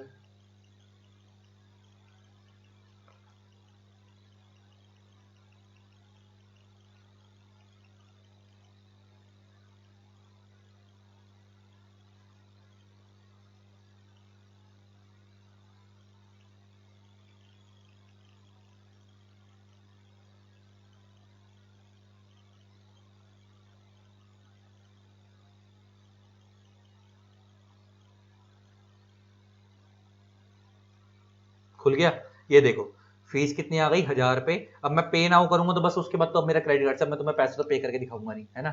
अब ये दो में से कौन सा नाम सरकार मेरे को देगी, वो उन पर डिपेंड करता है। सीआरसी का ऑफिस देता है, आपको पता है नाम कौन देता है, आरओसी के नीचे एक डिवीजन है, आरओसी के बेसिकली आरओसी का काम होता है नाम देना, लेकिन अब एक अलग से डिवीजन बनाया उसका, दिल्ली के अंदर है, गुड़गांव में मानेसर में सीआरसी, सेंट्रल रजिस्ट्रेशन सेंटर, ये नाम देते हैं। बस बस क्या, तो पेमेंट करनी है, बात खत्म हो गई। तो ये वो वाले रूट में गए हम जहां पे, तो अगर मैं खाली नाम लेने के लिए जाऊंगा तो फिर वो पेमेंट गेटवे खोल देगा और पेमेंट कर दो, और अगर मैं इनकॉर्पोरेशन के लिए आगे बढ़ूंगा तो पहले मैं सारी डिटेल भरूंगा, फिर लास्ट में पेमेंट होगी। ठीक, ये हो गई बात खत्म। तो अब मैं तुम्हें दिखा के रहा हूं कि अगर मैं यहाँ पे पेमेंट कर देता, अगर सपोज मैं यहाँ पे पेमेंट कर देता, तो एक नंबर जनरेट होता है, उसे हम बोलते हैं एसआरएन नंबर, उसे हम क्या बोलते हैं, एसआरएन नंबर। तो ये वो वाला केस है, ये वो वाला केस है। एसआरएन ऑफ रन की जगह आज की डेट में क्या होता है, एसआरएन ऑफ स्पाइस प्लस, कि अगर सपोज मैं पहले से नाम लेकर आया हूं और मैंने नाम अप्रूव करवा लिया है, तो उसका नाम जो अप्रूव होता है उसका मेरे को एसआरएन नंबर जनरेट होता है। एसआरएन नंबर का मतलब होता है सर्विस रिक्वेस्ट नंबर, तो वो नंबर मेरे को यहाँ पे डालना होगा। एसआरएन रन की जगह वो क्या होगा, स्पाइस प्लस होगा। पहले रन होता था ना, पहले नाम, नया नाम भी कैसे लेते थे, रन के थ्रू, अब किसके थ्रू लेते, स्पाइस प्लस के थ्रू। तो मैं यहाँ पे वो डालूंगा, फिर मैं प्री फिल पे क्लिक करूंगा। प्री फिल पे मैं जैसे ही क्लिक करूंगा, प्री फिल के ऊपर मैं जैसे ही क्लिक करूंगा, तो ये जो मेरा नाम अप्रूव हो चुका है ये ऑलरेडी यहाँ पे आ जाएगा, ये ऑलरेडी यहाँ पे आ जाएगा। अच्छा, फिर उसके ऊपर यहाँ पे एक चीज लिखी हुई है, table applicable to the company as notified under schedule 1 of that, that is table A. अब ये क्या चीज है, जरा मैं समझा देता हूँ। ये देखो, थोड़ा सा नीचे आता हूं, तुम्हारे को एक चीज दिखाता हूं। यहां पे ना तुम्हारे को एक चीज दिखेगी, forms of memorandum. Forms of memorandum, इधर फॉर्म का मतलब फॉर्म फाइल करने वाला फॉर्म नहीं है, इधर फॉर्म का मतलब है फॉर्मेट। फॉर्म का मतलब क्या है? फॉर्मेट। अब ये फॉर्मेट क्या है? ये अलग अलग फॉर्मेट है। इसका मतलब क्या है कि अगर आप कंपनी लिमिटेड बाय शेयर्स बना रहे हो तो आप टेबल ए का फॉर्मेट फॉलो करोगे। अगर आप company limited by guarantee not having share capital, मतलब प्योर गारंटी कंपनी बना रहे हो, तो टेबल बी का फॉर्मेट फॉलो करोगे। अगर आप company limited by guarantee having share capital, मतलब partly guarantee partly share capital वाली कंपनी बना रहे हो, तो टेबल सी का फॉर्मेट फॉलो करोगे। अगर आप unlimited company not having share capital बना रहे हो तो टेबल डी का फॉर्मेट फॉलो करोगे। और अगर आप unlimited company having share capital बना रहे हो तो टेबल ई का फॉर्मेट फॉलो करोगे। ये तुम्हें limited by share, limited by guarantee, unlimited company क्या होती है, तुम सब मेरे से ऑलरेडी पढ़ चुके हो। अब एक चीज देखो, अब एक चीज देखो, एमओए का फॉर्म कहां गया? ये रहा। तो यहां पे मैंने जो अभी तुम्हारे को ये जो मैंने कंपनी बनाई है, ये कौन सी बनाई है? क्योंकि इसमें शेयर कैपिटल देखो नीचे दिख जाएगी तुम्हारे को। ये कंपनी कौन सी है? Limited by shares. ये कंपनी हमारी लिमिटेड बाय शेयर है, तभी तो मैंने यहाँ पे लिखा है share capital of the company is this, तो लिमिटेड बाय शेयर है। तो इसलिए यहाँ पे टेबल कौन सा लगेगी? ए, क्योंकि table A limited by shares के लिए होता है। तो यहाँ पे टेबल ए इसलिए आ गया क्योंकि मैं, इसका मतलब मैं टेबल ए का फॉर्मेट फॉलो करूंगा। और मैंने तुम्हें क्या बताया था, एमओए में कितने क्लोज होते हैं? 6। तो अब जरा पहला क्लोज देखो, कंपनी का नाम क्या है? Asian service private limited, that is name close.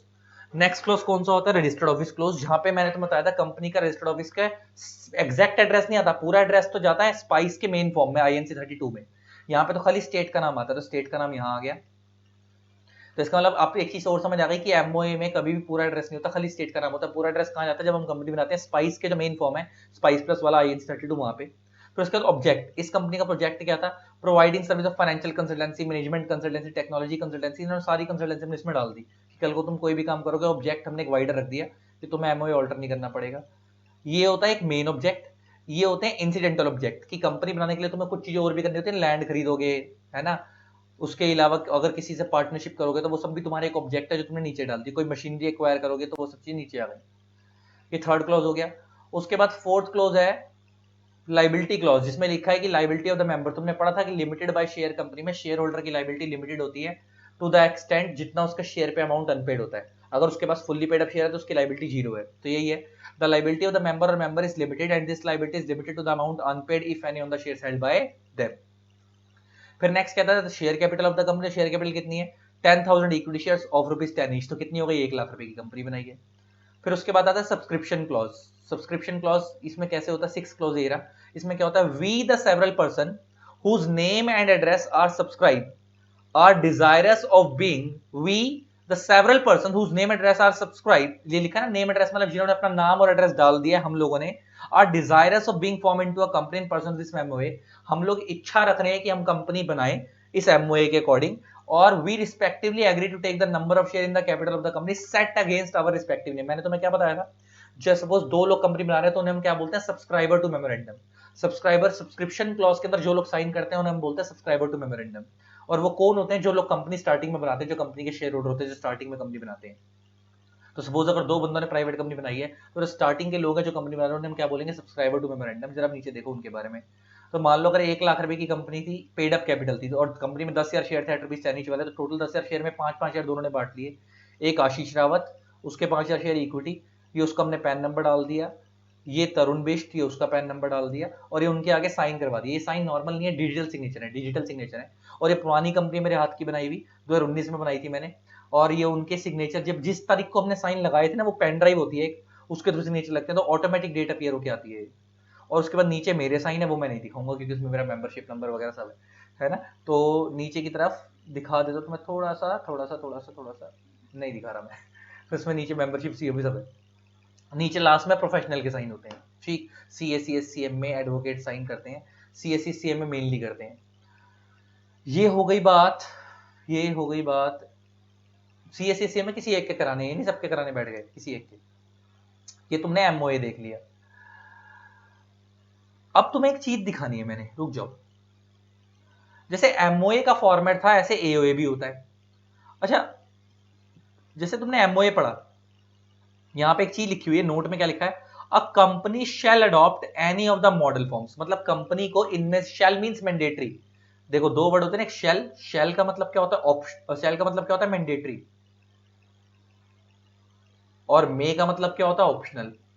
तो इसका मतलब यह है कि कंपनी को जब कोई कंपनी बनेगी तो वो डिपेंड करता है कि वो कौन सी कंपनी बना रहे हैं, लिमिटेड बाय शेयर या लिमिटेड बाय गारंटी। तो वो जो भी बनाएंगे उनको उसके अकॉर्डिंग ये वाला फॉर्मेट फॉलो करना ही है। अगर वो लिमिटेड बाय शेयर बना रहे हैं तो उनको टेबल ए का फॉर्मेट करना ही पड़ेगा फॉलो। अगर वो लिमिटेड बाय गारंटी कंपनी बना रहे हैं हैविंग शेयर कैपिटल, टेबल सी का फॉर्मेट फॉलो करना ही पड़ेगा। नॉट हैविंग वाली बना रहे हैं शेयर कैपिटल तो टेबल बी का फॉर्मेट फॉलो करना ही पड़ेगा, मतलब मैंडेटरी है। लेकिन अब तुम्हें ये तो एमओए का था, अब नीचे की तरफ थोड़ा एओए में लेके चलता हूँ। एओए में जैसे एमओए का फॉर्मेट था ऐसे ही एओए का भी फॉर्मेट है। एओए ऐसे एओए के अंदर अगर हम पढ़े तो आर्टिकल ऑफ एसोसिएशन के भी टेबल्स हैं। अच्छा, ए बी सी डी ई तक किसके थे? एमओए के। अब उसके बाद एफ से लेकर जे तक किस, F F H F G H I J AOA के हैं। तो अगर कंपनी लिमिटेड बाय शेयर है तो एओए का टेबल एफ लगेगा। Company limited by guarantee having share capital, AOA का टेबल जी लगेगा। Company limited by guarantee not having share capital, table H लगेगा। Company limit unlimited company having share capital, table I लगेगा।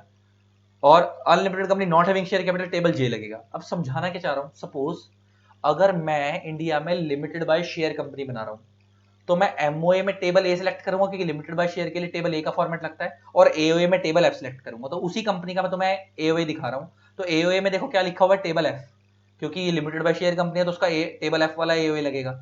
और MOA में क्या लिखा हुआ था, टेबल ए, क्योंकि लिमिटेड बाय शेयर वाली कंपनी तो table A, M limited by share में टेबल ए लगता है एमओए के केस में, और टेबल एफ लगता है एओए के केस में, तो वो तुम्हें देखना पड़ेगा। अच्छा, वहां पे टेबल जो बी था वो किस पे लगता था? Company limited by guarantee not having share capital पे। लेकिन यहां उल्टा है, टेबल जी लग रहा है company limited by guarantee having share capital पे। सेम वहां पे जो टेबल सी था वो लगता था company limited by guarantee having share capital पे, और यहां पे लग रहा है company limited by guarantee not having share capital पे, तो ये उल्टा हो गया। सेम वहां पे जो टेबल डी था वो लगता था unlimited company not having share capital पे, यहां पे लग रहा है हैविंग शेयर कैपिटल पे। और जो वहां पे table A B C D E था वो लगता था हैविंग शेयर कैपिटल पे अनलिमिटेड कंपनी, और ये लग रहा है नॉट हैविंग पे। मतलब सिर्फ पहला वाला दोनों का कॉमन है, उधर का टेबल ए और इधर का table F limited by share पे लगता है, लेकिन बाकी सब उल्टे हैं। ये उल्टे हैं। देखो जैसे यहाँ पे टेबल जी किस पे है, limited company guarantee company having share capital. अब जरा ऊपर लेकर चलता हूँ।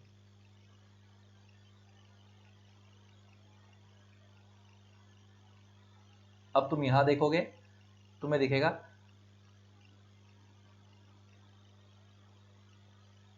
Limited by guarantee not having, और वहां पे दूसरे वाले पॉइंट में क्या था, टेबल एफ के बाद जी में नॉट हैविंग, और यहाँ पे क्या है, नॉट हैविंग।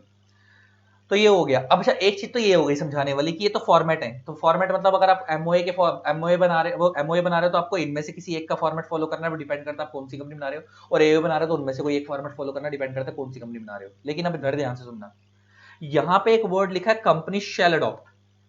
लेकिन जब तुम एओए में आओगे, एओए में आओगे तो जब तुम एओए में आओगे, एओए एओए एओए तो एओए में जब तुम आओगे तो यहां पे लिखा है अ कंपनी मे अडॉप्ट। ऊपर वर्ड क्या था, शैल अडॉप्ट। नीचे वर्ड क्या था, मे अडॉप्ट। मे अडॉप्ट ऑल और any of the regulations contained in the model articles. अब इसका मतलब समझो क्या है। जब शेल अडॉप्ट था तो उसका मतलब यह था कि कंपनी को जो एमओए का बना बनाया फॉर्मेट दिया, जैसे ये फॉर्मेट नेम है, रजिस्टर्ड ऑफिस है, तो क्या तुम इस फॉर्मेट में चेंज कर सकते हो? फॉर्मेट में चेंज नहीं कर सकते। जो फॉर्मेट दिया है आपको ऑलरेडी फॉलो करना है। लेकिन मे का मतलब क्या है कि आपको जो फॉर्मेट दिया हुआ है एओए का, अच्छा एओए के फॉर्मेट में तो ऐसे क्लॉजेस नहीं होंगे, एओए में तो क्या होंगी, रेगुलेशंस होंगी, क्योंकि एओए में तो इंटरनल रूल्स होते हैं। तो आपको जो एओए का फॉर्मेट दिया है उस फॉर्मेट के अंदर अगर आप चेंजेस करना चाहो तो कर सकते हो, इसलिए वर्ड क्या है, मे। हमारी कंट्री के अंदर क्या होता है कि एओए के लिए ना हमारे को ऑप्शन दिया गया, हम चाहें तो अपने पूरे आर्टिकल्स बना लें, चाहे तो पूरे के पूरे आर्टिकल्स जो लॉ मेकर ने दिए वो फॉलो कर लें, चाहे तो आधे अपने रख लें आधे अपने बना लें रूल्स। हमारे इंडिया में क्या होता है कि सरकार ना आपको बने बनाए रूल्स पहले से दे देती है कि किस तरीके के रूल्स होने चाहिए आर्टिकल्स में, ड्राफ्ट रूल्स। अगर आपको लगता है कि ये वाले ड्राफ्ट रूल्स ही अच्छे हैं तो आप चाहो तो पूरे के पूरे ये फॉलो कर लो। आपको लगता नहीं हम कुछ रूल्स अपने और बनाएंगे, ऐड करेंगे, तो आप ऐड कर लो। और आपको लगता नहीं हम पूरे अपने बनाएंगे तो आप पूरे अपने बना लो। इसलिए आर्टिकल्स में वर्ड क्या है, मे, कि तुम चाहो तो इनमें जो आर्टिकल्स के अंदर रेगुलेशन है, चाहे चाहो पूरी की पूरी फॉलो कर लो, चाहो तो कुछ फॉलो कर लो, कुछ अपनी बना लो। लेकिन एमओए के अंदर की अगर मैं बात करूं तो एमओए का तो बना बनाया फॉर्मेट है, आप इस फॉर्मेट में कोई चेंज नहीं करोगे। अच्छा, मैं कहीं से ये नहीं बोल रहा कि आप एमओए में ऑल्ट्रेशन नहीं कर सकते। सपोज तुमने कंपनी बनाई, ऑब्जेक्ट क्लॉज में कोई ऑब्जेक्ट रखा था, इस ऑब्जेक्ट के अंदर कोई चेंज करना चाहते हो, सपोज तुम गारमेंट का काम करते थे, तुम अब इलेक्ट्रॉनिक अप्लायंस का काम करना चाहते हो, तुम ऑब्जेक्ट चेंज करना चाहते हो, तुम कर सकते हो, वो कर सकते हो। लेकिन तुम इस फॉर्मेट को चेंज नहीं कर सकते कि name close, service close, object close. लेकिन यहां तो तुम क्या हो रहा है कि जो बने बनाए एओए के अंदर तो क्या हो रहा है कि जो बने बनाए सरकार ने पीछे से रेगुलेशंस दी हैं तुम उसको ही चेंज कर रहे हो, इंटरनल फॉर्मेट को चेंज कर रहे हो। देखो जैसे अब देखो यहां पे मैं तुम्हें दिखाता हूं, जहां जहां क्रॉस का निशान है, उस क्रॉस का निशान का मतलब है कि हमने ये आर्टिकल्स अपने डाले हैं, लॉ मेकर के फॉलो नहीं करे। लेकिन जहां जहां क्रॉस का निशान नहीं है, जैसे यहां क्रॉस का कोई निशान नहीं है, इसका मतलब ये लॉ मेकर ने जो बना बनाया लॉ दिया था हमने वही फॉलो कर लिया, हमने अपना कुछ भी ऐड नहीं करा। तो इसका मतलब ये वो कंपनी है जहां पे हमने आधे आर्टिकल सरकार के रखे, आधे खुद के डाले। तो जैसे मैंने यहाँ पे खुद का क्या डाला कि तुम्हें पता है कि जैसे प्राइवेट कंपनी की तुमने मेरे से डेफिनेशन पढ़ी थी, और प्राइवेट कंपनी में तुमने ये पढ़ा था कि प्राइवेट कंपनी वो होती है जिसके अंदर इसके आर्टिकल्स में 3 रिस्ट्रिक्शन होती हैं। Restrict the right to transfer shares, except in case of OPC, limit the number of member to 200, और तीसरा था prohibit any invitation to the public to subscribe for securities. तो मैं प्राइवेट कंपनी बना रहा हूं, तो मैंने यहाँ पे 2 क्लॉज 68 वाली जो प्राइवेट कंपनी की डेफिनेशन थी वो ऐड कर दी।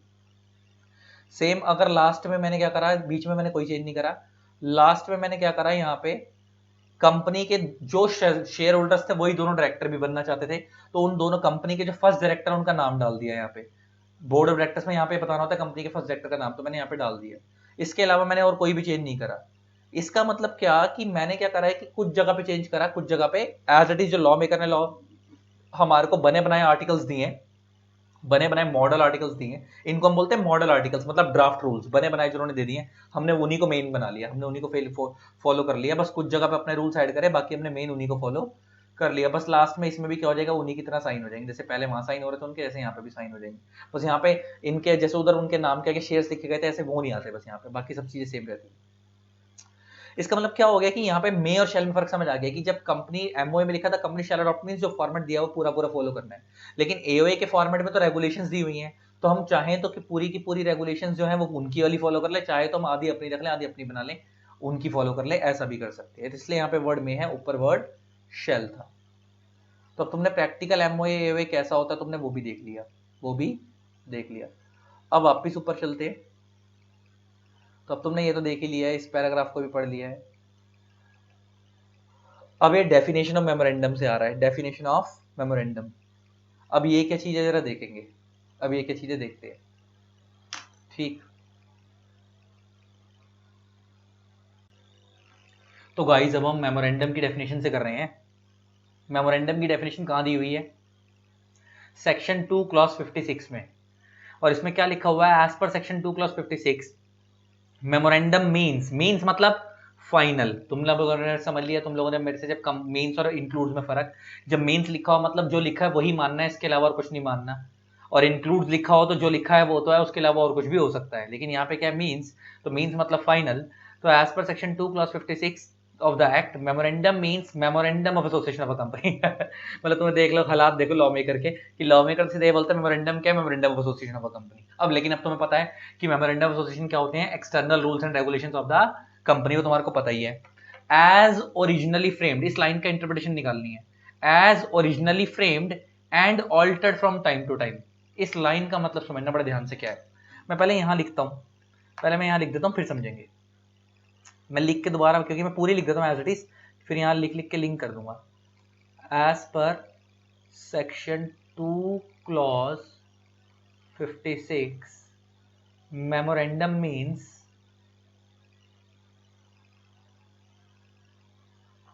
memorandum of association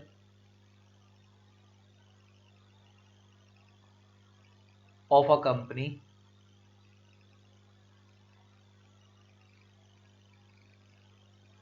as originally framed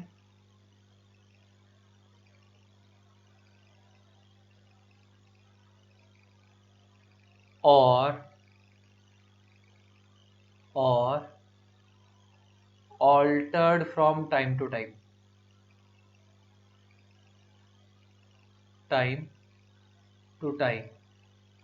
आगे comma in pursuance of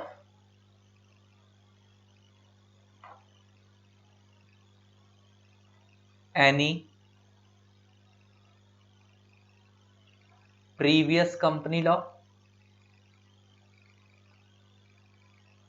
or of this act।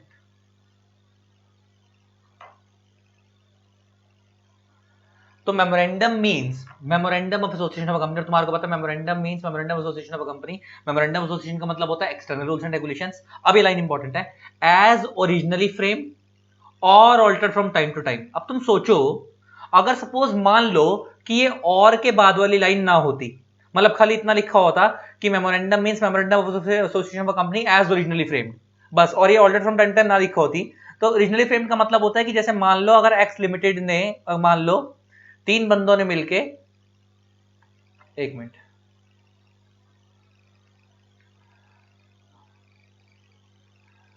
मान लो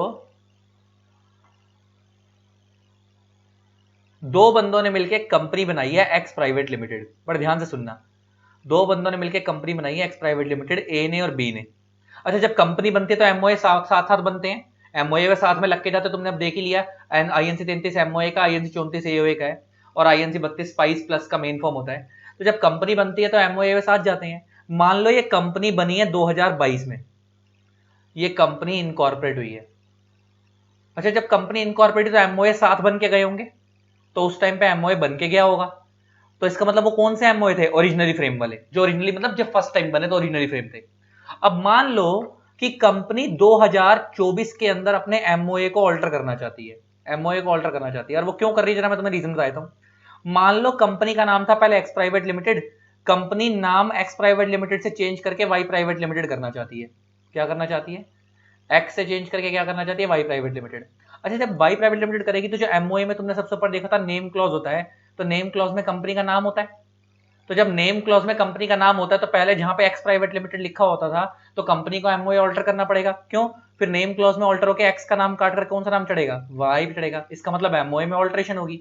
अब बड़े ध्यान से सुनना, मान लो 2024 में कंपनी एमओए ऑल्टर करना चाहती है, और अगर ये और altered from time to time वाली लाइन ना होती, तो इसका मतलब ये होता कि जो एमओए ओरिजिनली बने हैं जिस टाइम कंपनी बनी थी वो सब तो वैलिड है, लेकिन अगर कोई भी ऑल्ट्रेशन करोगे तो वॉइड हो जाएगी, कोई भी ऑल्ट्रेशन करोगे तो बेकार हो जाएगी, क्यों, क्योंकि उसके लिए लॉ में वो एमओए मानता ही ना उसको, क्योंकि एमओए में कि अगर डेफिनेशन में अगर ऐसा लिखा होता कि memorandum means memorandum of association company as originally frame, बस, अगर altered from time to time वाली लाइन ना होती तो इसका मतलब एमओए खाली वो वाले एमओए कहलाते जो फर्स्ट टाइम बने थे। अगर आप उसमें कोई भी ऑल्ट्रेशन करोगे तो उनको हम एमओए को लीगल मानेंगे ही नहीं, क्यों, क्योंकि ऑल्टर्ड वाला पॉइंट यहाँ पे था ही नहीं।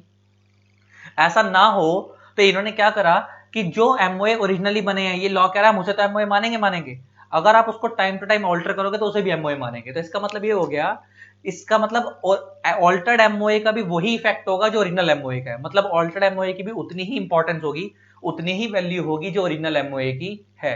इसलिए लाइन डालने का मेन मकसद था। अगर ये लाइन और altered from time to time वाली ना होती यहाँ पे और खाली ओरिजिनली फ्रेम वाली होती, तो इसका मतलब ये था कि जो 2022 में कंपनी जब फर्स्ट टाइम बनी तो जो ओरिजिनल एमओए थे उनकी जो वैल्यू थी, लीगली जो वैलिड थे, तो अगर वो तब तक ही वैलिड थे तब तक वो ओरिजिनल थे, जैसे ही वो ऑल्टर होते तो उनकी वैल्यू खत्म हो जाती, क्यों, क्योंकि हमारा लॉ ऑल्टर्ड एमओए को कंसीडर ना करता अगर यहाँ पे ना लिखा होता तो। लेकिन हमारे लॉ ने ऐसा नहीं करा, हमारे लॉ ने क्या बोला कि जो ओरिजिनली बन रहे हैं वो भी हमारे लिए एमओए हैं, और अगर आप टाइम टू टाइम ऑल्टर करोगे तो वो भी हमारे लिए क्या है, एमओए हैं। तो इसका मतलब ऑल्टर्ड एमओए को भी ओरिजिनल की तरह ही इफेक्ट दिया जाएगा, वो भी लीगली वैलिड होंगे एज पर लॉ, वो भी प्रॉपर एमओए माने जाएंगे। तो इसका मतलब अगर आप कल को एमओए में कोई भी चेंजेस करते हो लॉ के अकॉर्डिंग और उसको फुलफिल करके लॉ के अकॉर्डिंग आरओसी पे रजिस्टर करवाते हो, तो वो ऑल्टर्ड एमओए भी वैलिड माने जाएंगे, क्योंकि लॉ हमारा दोनों को ही एमओए मानता है, भले आपने ओरिजिनली बनाए हो या टाइम टू टाइम ऑल्टर करे हो। अब ये तो हो गई एक बात। अब और आगे बढ़ते हैं, आगे लिखा हुआ है इन pursuance of any previous company law or of this act. जब मैं बोलूं दिस एक्ट तो इधर दिस एक्ट का मतलब है कंपनीज एक्ट 2013, कंपनीज एक्ट 2013। जब मैं बोलूं प्रीवियस कंपनी लॉ तो प्रीवियस कंपनी लॉ का मतलब है, एक मिनट रुक जाओ मैं थोड़ा सा साफ कर देता हूं इसको, यहां से इसे बता देता हूं, इसे बता दूं यहां से, ठीक। अब तुमको एग्जांपल समझाना था वो तुम्हें समझ आ ही गया है, और अगर तुमने लिखा नहीं था तो वीडियो को वापस बैक कर लेना, लिख लेना, क्या दिक्कत है। अब तो तुम वीडियो वाले बच्चे, कोई क्लास वाला तो सिस्टम तो है नहीं कि मैंने क्लास में बोर्ड हटा दिया, बोर्ड से लिखा हुआ हटा दिया तो अब वो मिट ही गया, तुम तो वापस बैक करके देख सकते हो। तो अब मैं आगे क्या बात कर रहा था कि प्रीवियस कंपनी लॉ में क्या क्या आ गया, example companies act 1956, companies act 1913, उससे पहले सन 1800 में भी थे, 1800 की सदी में भी थे, एटसेट्रा, मतलब एंड सो ऑन, चलते जाएंगे। तो मतलब प्रीवियस में ये आ गए। अब तुम इसको भी लिंक करो, MOA memorandum means memorandum of association of a company as originally framed or altered from time to time, in pursuance of any previous company law or of this act. अब तुम समझना, अगर ये वाली लाइन ना होती in pursuance of any previous company law, तो इसका मतलब ये है कि जो कंपनियां इस एक्ट के अकॉर्डिंग एमओए बना रही हैं वो तो वैलिड है, लेकिन जो कंपनी इंडिया में पहले से चल रही है उनके एमओए वॉइड हो जाते। क्यों? अगर ये प्रीवियस कंपनी लॉ वाली बात नहीं डालता और एक खाली लिख देता कि एमओए वो है जो एज पर दिस एक्ट है, तो इसका मतलब रिलायंस तो 2013 वाले कंपनी एक्ट में थोड़ी बनी है। रिलायंस, टाटा, ये सब आपकी थोड़ी है, ये तो बहुत पहले की चल रही है इंडिया में। अगर तुम्हारे को मैं रिलायंस का दिखाऊं तो रिलायंस तो 1980s के आसपास में बन गई थी। एक मिनट रुको, दिखाता हूं अभी कब बनी थी रिलायंस। एमसीए की साइट पे आपको, मिनिस्ट्री ऑफ कॉर्पोरेट अफेयर्स की साइट पे गए, व्यू कंपनी और LLP master data, Reliance industries, Reliance industries limited, bonds.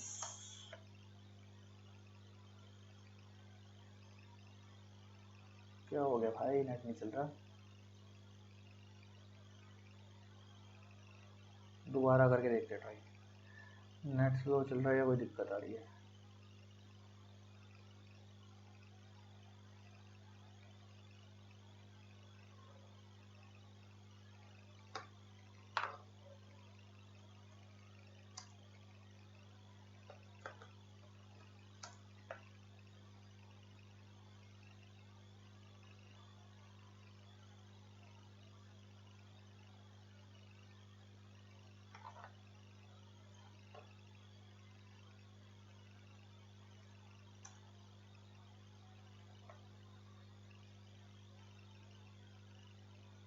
Network की प्रॉब्लम आ रही है, नेट ही नहीं चल रहा, पीछे से प्रॉब्लम आ रही है, तो मिनिस्ट्री के पोर्टल में प्रॉब्लम आ रही है। नेट तो चल रहा है यहाँ पे, अगर नेट नहीं चल रहा होता तो यहाँ तक भी ना खुलता।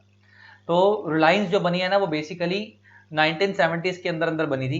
तो अब अंदाजा लगाओ कि अगर कोई कंपनी 1970, 1950, 2000 में बनी है सन, या 2013 से पहले जो भी कोई कंपनी बनी है, अगर ये प्रीवियस कंपनी लॉ वाली बात ना होती तो जिन कंपनियां पहले बनी है तो उन सब कंपनियों के एमओए वॉइड हो जाते। उन बने हुए कंपनियों के सबके एमओए क्या हो जाते हैं? वॉइड। क्योंकि हमारा नया वाला कंपनी लॉ उनको कंसीडर ही ना करता कंपनी एक्ट 2013। क्योंकि कंपनी एक्ट 2013 में अगर खाली ये लिखा होता कि एमओए वो है जो as per provision of this act बनाए, और ये pursuance of any previous company law वाली बात ना होती, तो इसका मतलब ये होता है कि जो कंपनियां 2013 में बनी है या उसके बाद बनेंगी, उसका मतलब जितनी भी कंपनी 2013 के बाद बनेंगी वो सब एज पर दिस एक्ट बनेंगी, मतलब कंपनी एक्ट 2013 के अकॉर्डिंग बनेगी। तो उन सबके एमओए तो वैलिड होते, लेकिन उससे पहले वाले सबके एमओए वॉइड हो जाते।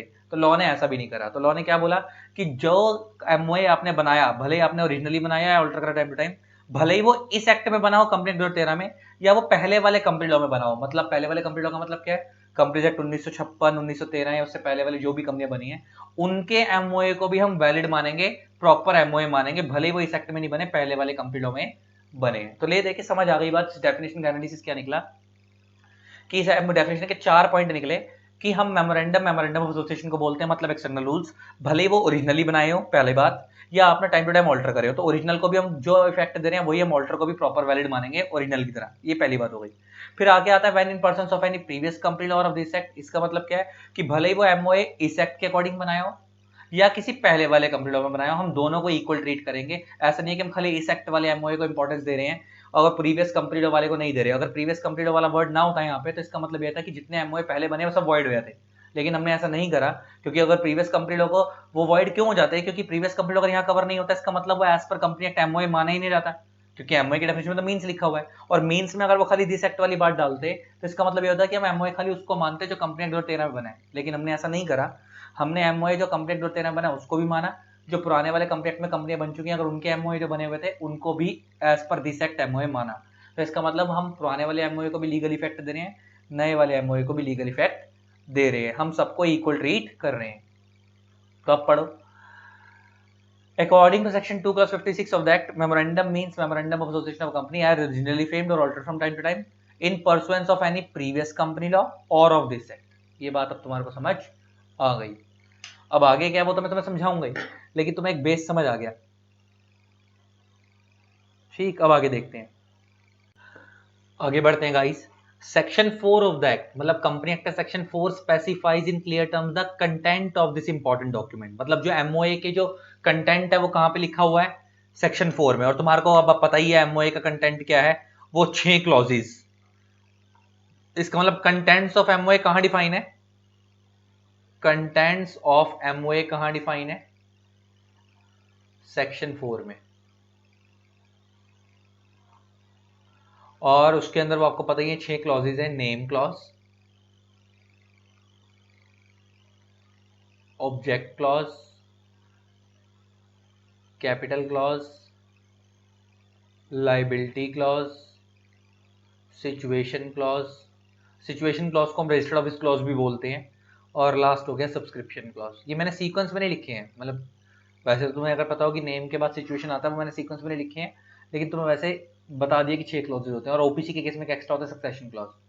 तो कहता है section 4 of that specifies in clear terms the contents of memorandum, content of the important document which is a charter of a company. What is charter? Charter का मतलब होता है a fundamental document which shows path.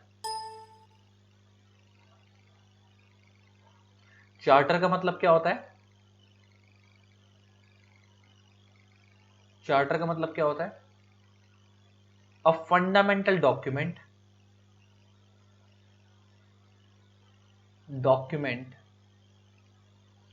which shows path। एक ऐसा document जो रास्ता दिखाता है, that is called charter, that is called charter. ये बात समझ आती है?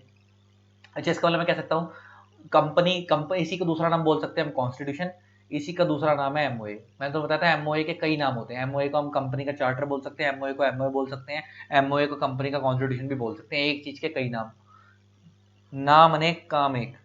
कंपनी का काम क्या है इनका? External rules and regulations. The memorandum of association of a company contains the object of the company which it shall pursue. MOA में क्या लिखे होते हैं? कंपनी के ऑब्जेक्ट लिखे होते हैं जो उसको करने होते हैं। तो मैंने बताया ना एमओए में ऑब्जेक्ट क्लॉज होता है। It not only shows the objects of formation of the company but also determine the scope of its operations beyond which its action cannot go। ये लाइन बड़ी इंपॉर्टेंट है। तुम्हें ये बात मैंने ऑलरेडी बताई थी, तुम्हें मैंने एक चीज बताई थी अभी थोड़ी देर पहले, MOA defines as well as confines. तो एमओए में खाली अगर आपने ये लिख दिया कि मैं ये काम करूंगा, तो ये भी तो इंप्लाइड है कि आप इसके अलावा और कुछ नहीं करोगे। तो वो कह रहा है खाली वो ये नहीं बताता कि इसका काम क्या है, स्कोप क्या है, वो ये भी बताता है कि आप जो आपने बता दिया कि आप इसके बाहर नहीं जा सकते। जैसे मैंने तुम्हें एग्जांपल दिया था कि अगर तुमने अपने एमओए में लिख दिया कि तुम रेडीमेड गारमेंट में काम करोगे और तुम्हारा ऑफ सीजन है, तो तुम जलेबी बेच सकते हो? नहीं बेच सकते, है ना, क्योंकि तुम्हारे एमओए में वो लिखा ही नहीं है वो चीज। Next, the memorandum of association of a company as observe by Palmer. Palmer एक ऑथर थे। इन ऑथर ने क्या बोला? It is a document of great importance relation to propose company. मतलब इतनी घटिया डेफिनेशन कोई भी दे सकता है, मैं भी दे सकता हूं। मतलब पॉमर एक ऑथर थे, उसने सिर्फ इतना बोला कि एमओए एक ऐसा डॉक्यूमेंट है जिसकी कंपनी की लाइफ में बहुत इंपॉर्टेंस है। अबे भाई, ऐसे तो मैं रोज बोलता हूँ ये चैप्टर बड़ा इंपॉर्टेंट है, मेरा नाम तो कभी नहीं आया बहुत बड़े बड़े ऑथरों में इस भाई का नाम आ गया है कि बस इन्होंने इतना बोला कि एमओए की बहुत ज्यादा इंपॉर्टेंस है, तो बस इसमें ऐसे कौन सी लाइन बोली थी इस भाई ने जितना फेमस हो गया है कि इनकी लाइन बुकों में डलने लग गई। लेकिन ठीक है, स्टडी मैट में दी हुई थी तो हमने भी डाल दी, ठीक है। आगे आता है, अब एक केस हुआ था Ashbury railway carriage company versus Riche का। इस केस को मैं आगे समझाऊंगा वैसे डिटेल में थोड़ा सा आगे। इस डेफिनेशन में क्या बोला गया? The memorandum of association of a company is its charter। MOA company का charter and define the limitation of the powers of the company. Obviously limitation of the powers of the company means आपने जो MOA में लिख दिया कि हमारा ये काम है, तो आप वही काम करोगे और यही तुम्हारी पावर होगी, इसके अलावा और कोई काम नहीं करोगे। It contains both which affirmative and that which is negative. Affirmative means positive and which is negative का मतलब है, ये इस लाइन का मतलब पता है क्या निकल के? It contains both affirmative and negative, मतलब पॉजिटिव और नेगेटिव दोनों कवर होते हैं। इधर पॉजिटिव और नेगेटिव का मतलब है, पॉजिटिव का मतलब है things which you can do, things which you can do,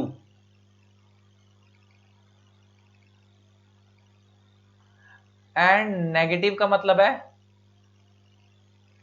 things which you cannot do, which you cannot do। Positive means things which you can do, negative means things which you can not do. इसका मतलब है अगर तुमने suppose readymade अपने तुमने MOA में लिख दिया कि तुम रेडीमेड गारमेंट का काम करोगे, तो that is positive thing, that is positive thing कि तुम लोगों ने things which you can do वाला काम हो गया कि तुम ये जो लिख दिया वही करोगे। और इसके अलावा अगर अब तुम कोई और काम करना चाहते हो तो वो नेगेटिव हो जाएगा, things which you can not do. तो मतलब एमओए में तुमने एक बार जब डिफाइन कर दिया वही वाली बात होगा ना, define as well as confine, उससे लिंक हो गया कि एमओए अफर्मेटिव भी होता है नेगेटिव भी होता है, कि जो आपने बता दिया वही करोगे, उसके अलावा नेगेटिव इसलिए कि आप कुछ और नहीं करोगे। आगे, इट स्टेट्स अफर्मेटिवली, अब देखो वो इसी को लिंक कर रहा है, समझा रहा है। It states affirmatively the ambit, ambit mean scope, दायरा, and extent of vitality and powers which by law are given to the corporation, and it states negatively if it necessary to state that nothing shall be done beyond the ambit। आ गई बात? मतलब basically क्या कह रहा है कि इसमें positively ये लिखा होता है कि कंपनी क्या क्या काम करेगी, मतलब ऑब्जेक्ट में डिफाइन करा, सपोज तुमने ऑब्जेक्ट में लिख दिया कि तुम एसी बेचोगे, फ्रिज बेचोगे, तुम्हारा पॉजिटिव हो गया, अफर्मेटिव हो गया। और नेगेटिव में तुमने एक साथ में ये बता दिया कि जो हमने लिख दिया वही फाइनल, इसके अलावा तुम कुछ और नहीं करोगे, बात खत्म हो गई।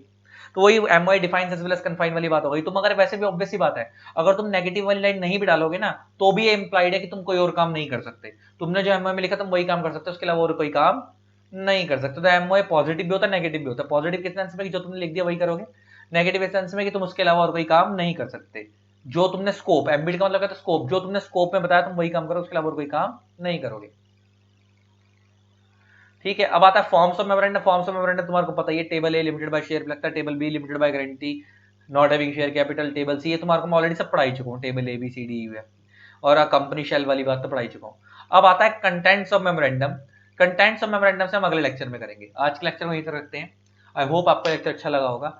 इसी तरीके से वीडियोस को प्यार देते रहे, keep loving, keep supporting, thanks a lot, bye bye. And जिन लोगों ने अभी तक हमारे यूट्यूब पर चैनल को सब्सक्राइब नहीं करा, सब्सक्राइब कर देना, साथ में बेल आइकन को प्रेस कर देना ताकि आपको मेरे न्यू वीडियोस की नोटिफिकेशन मिलती रहे। टाटा।